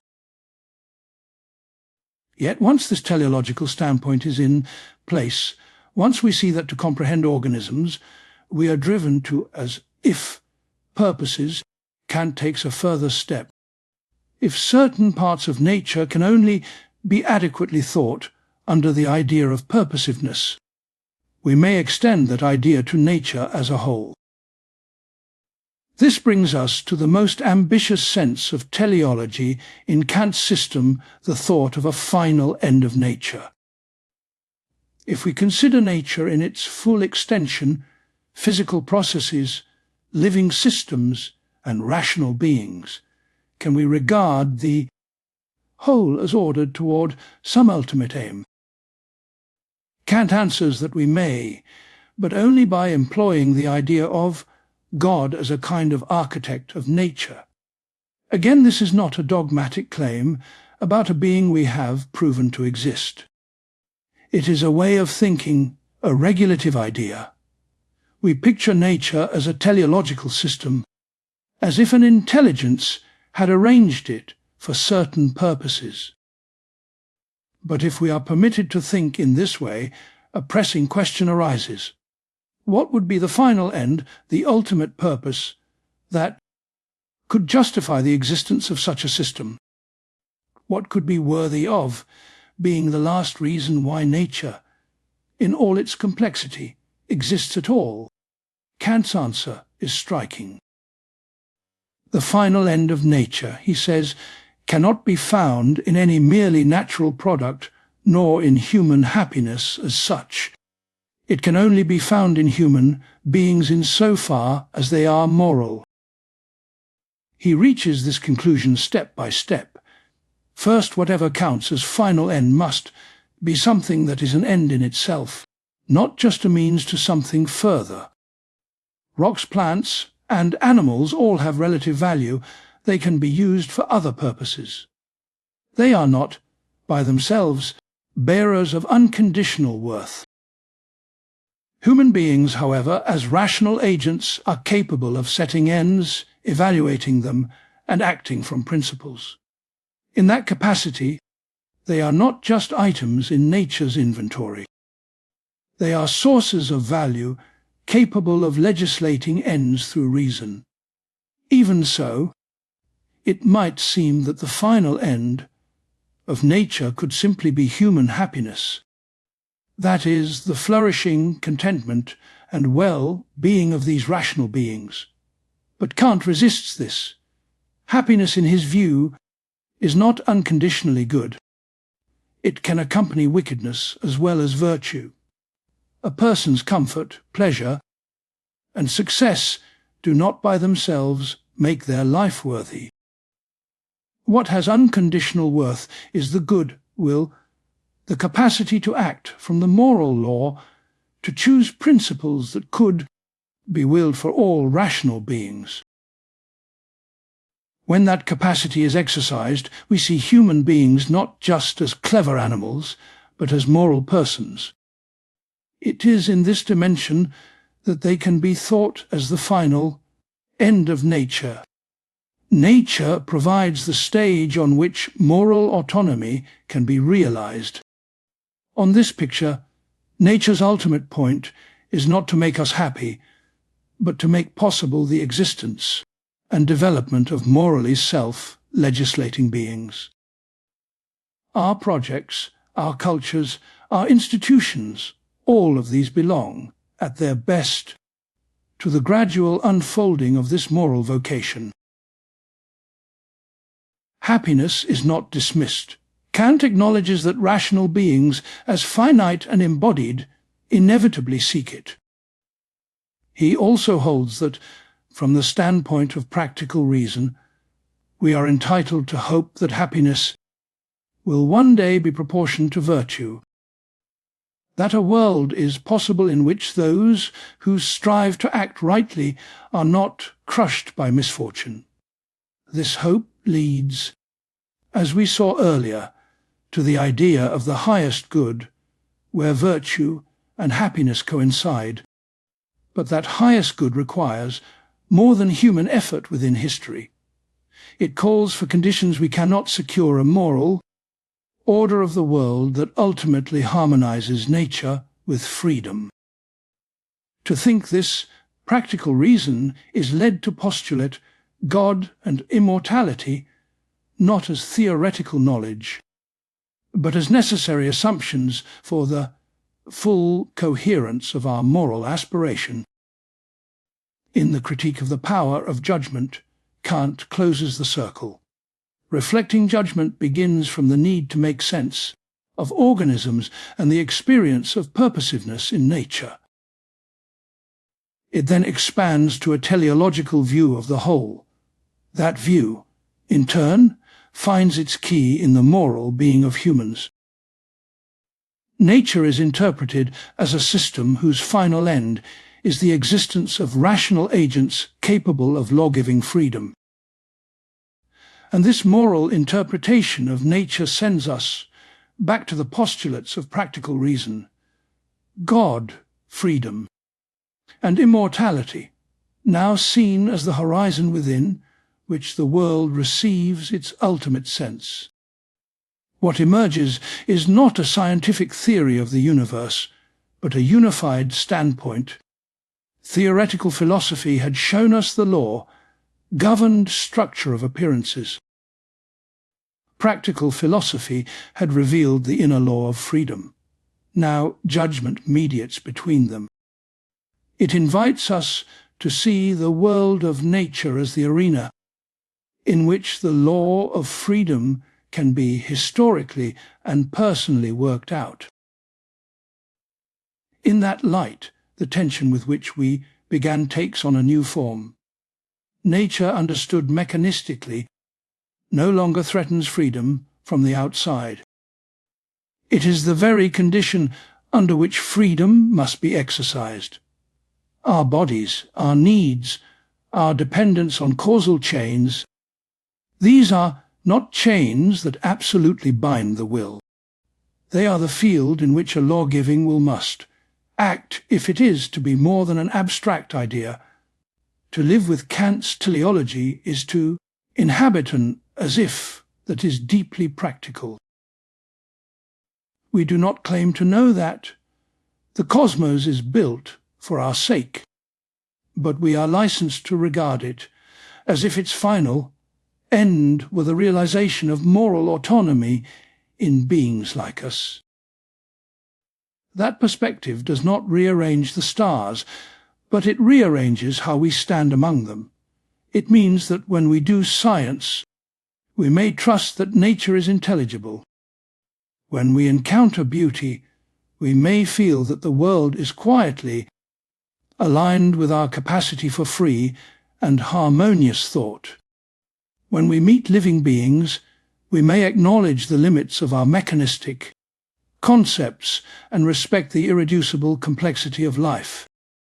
Above all, when we confront our own choices, we may see them as part of something larger than private satisfaction. Each act of integrity, each refusal to treat another person as a mere means, each moment in which we follow a principle we could will for all, these are not isolated moral episodes. They are contributions to the very purpose through which nature itself, seen through the lens of reason, becomes something more than a spectacle, a teleological whole oriented toward freedom. In that sense, the final end of nature is not a distant event at the edge of time. It is present wherever a finite, rational being struggles, within the limits of causality and circumstance, to give law to itself and to live by that law.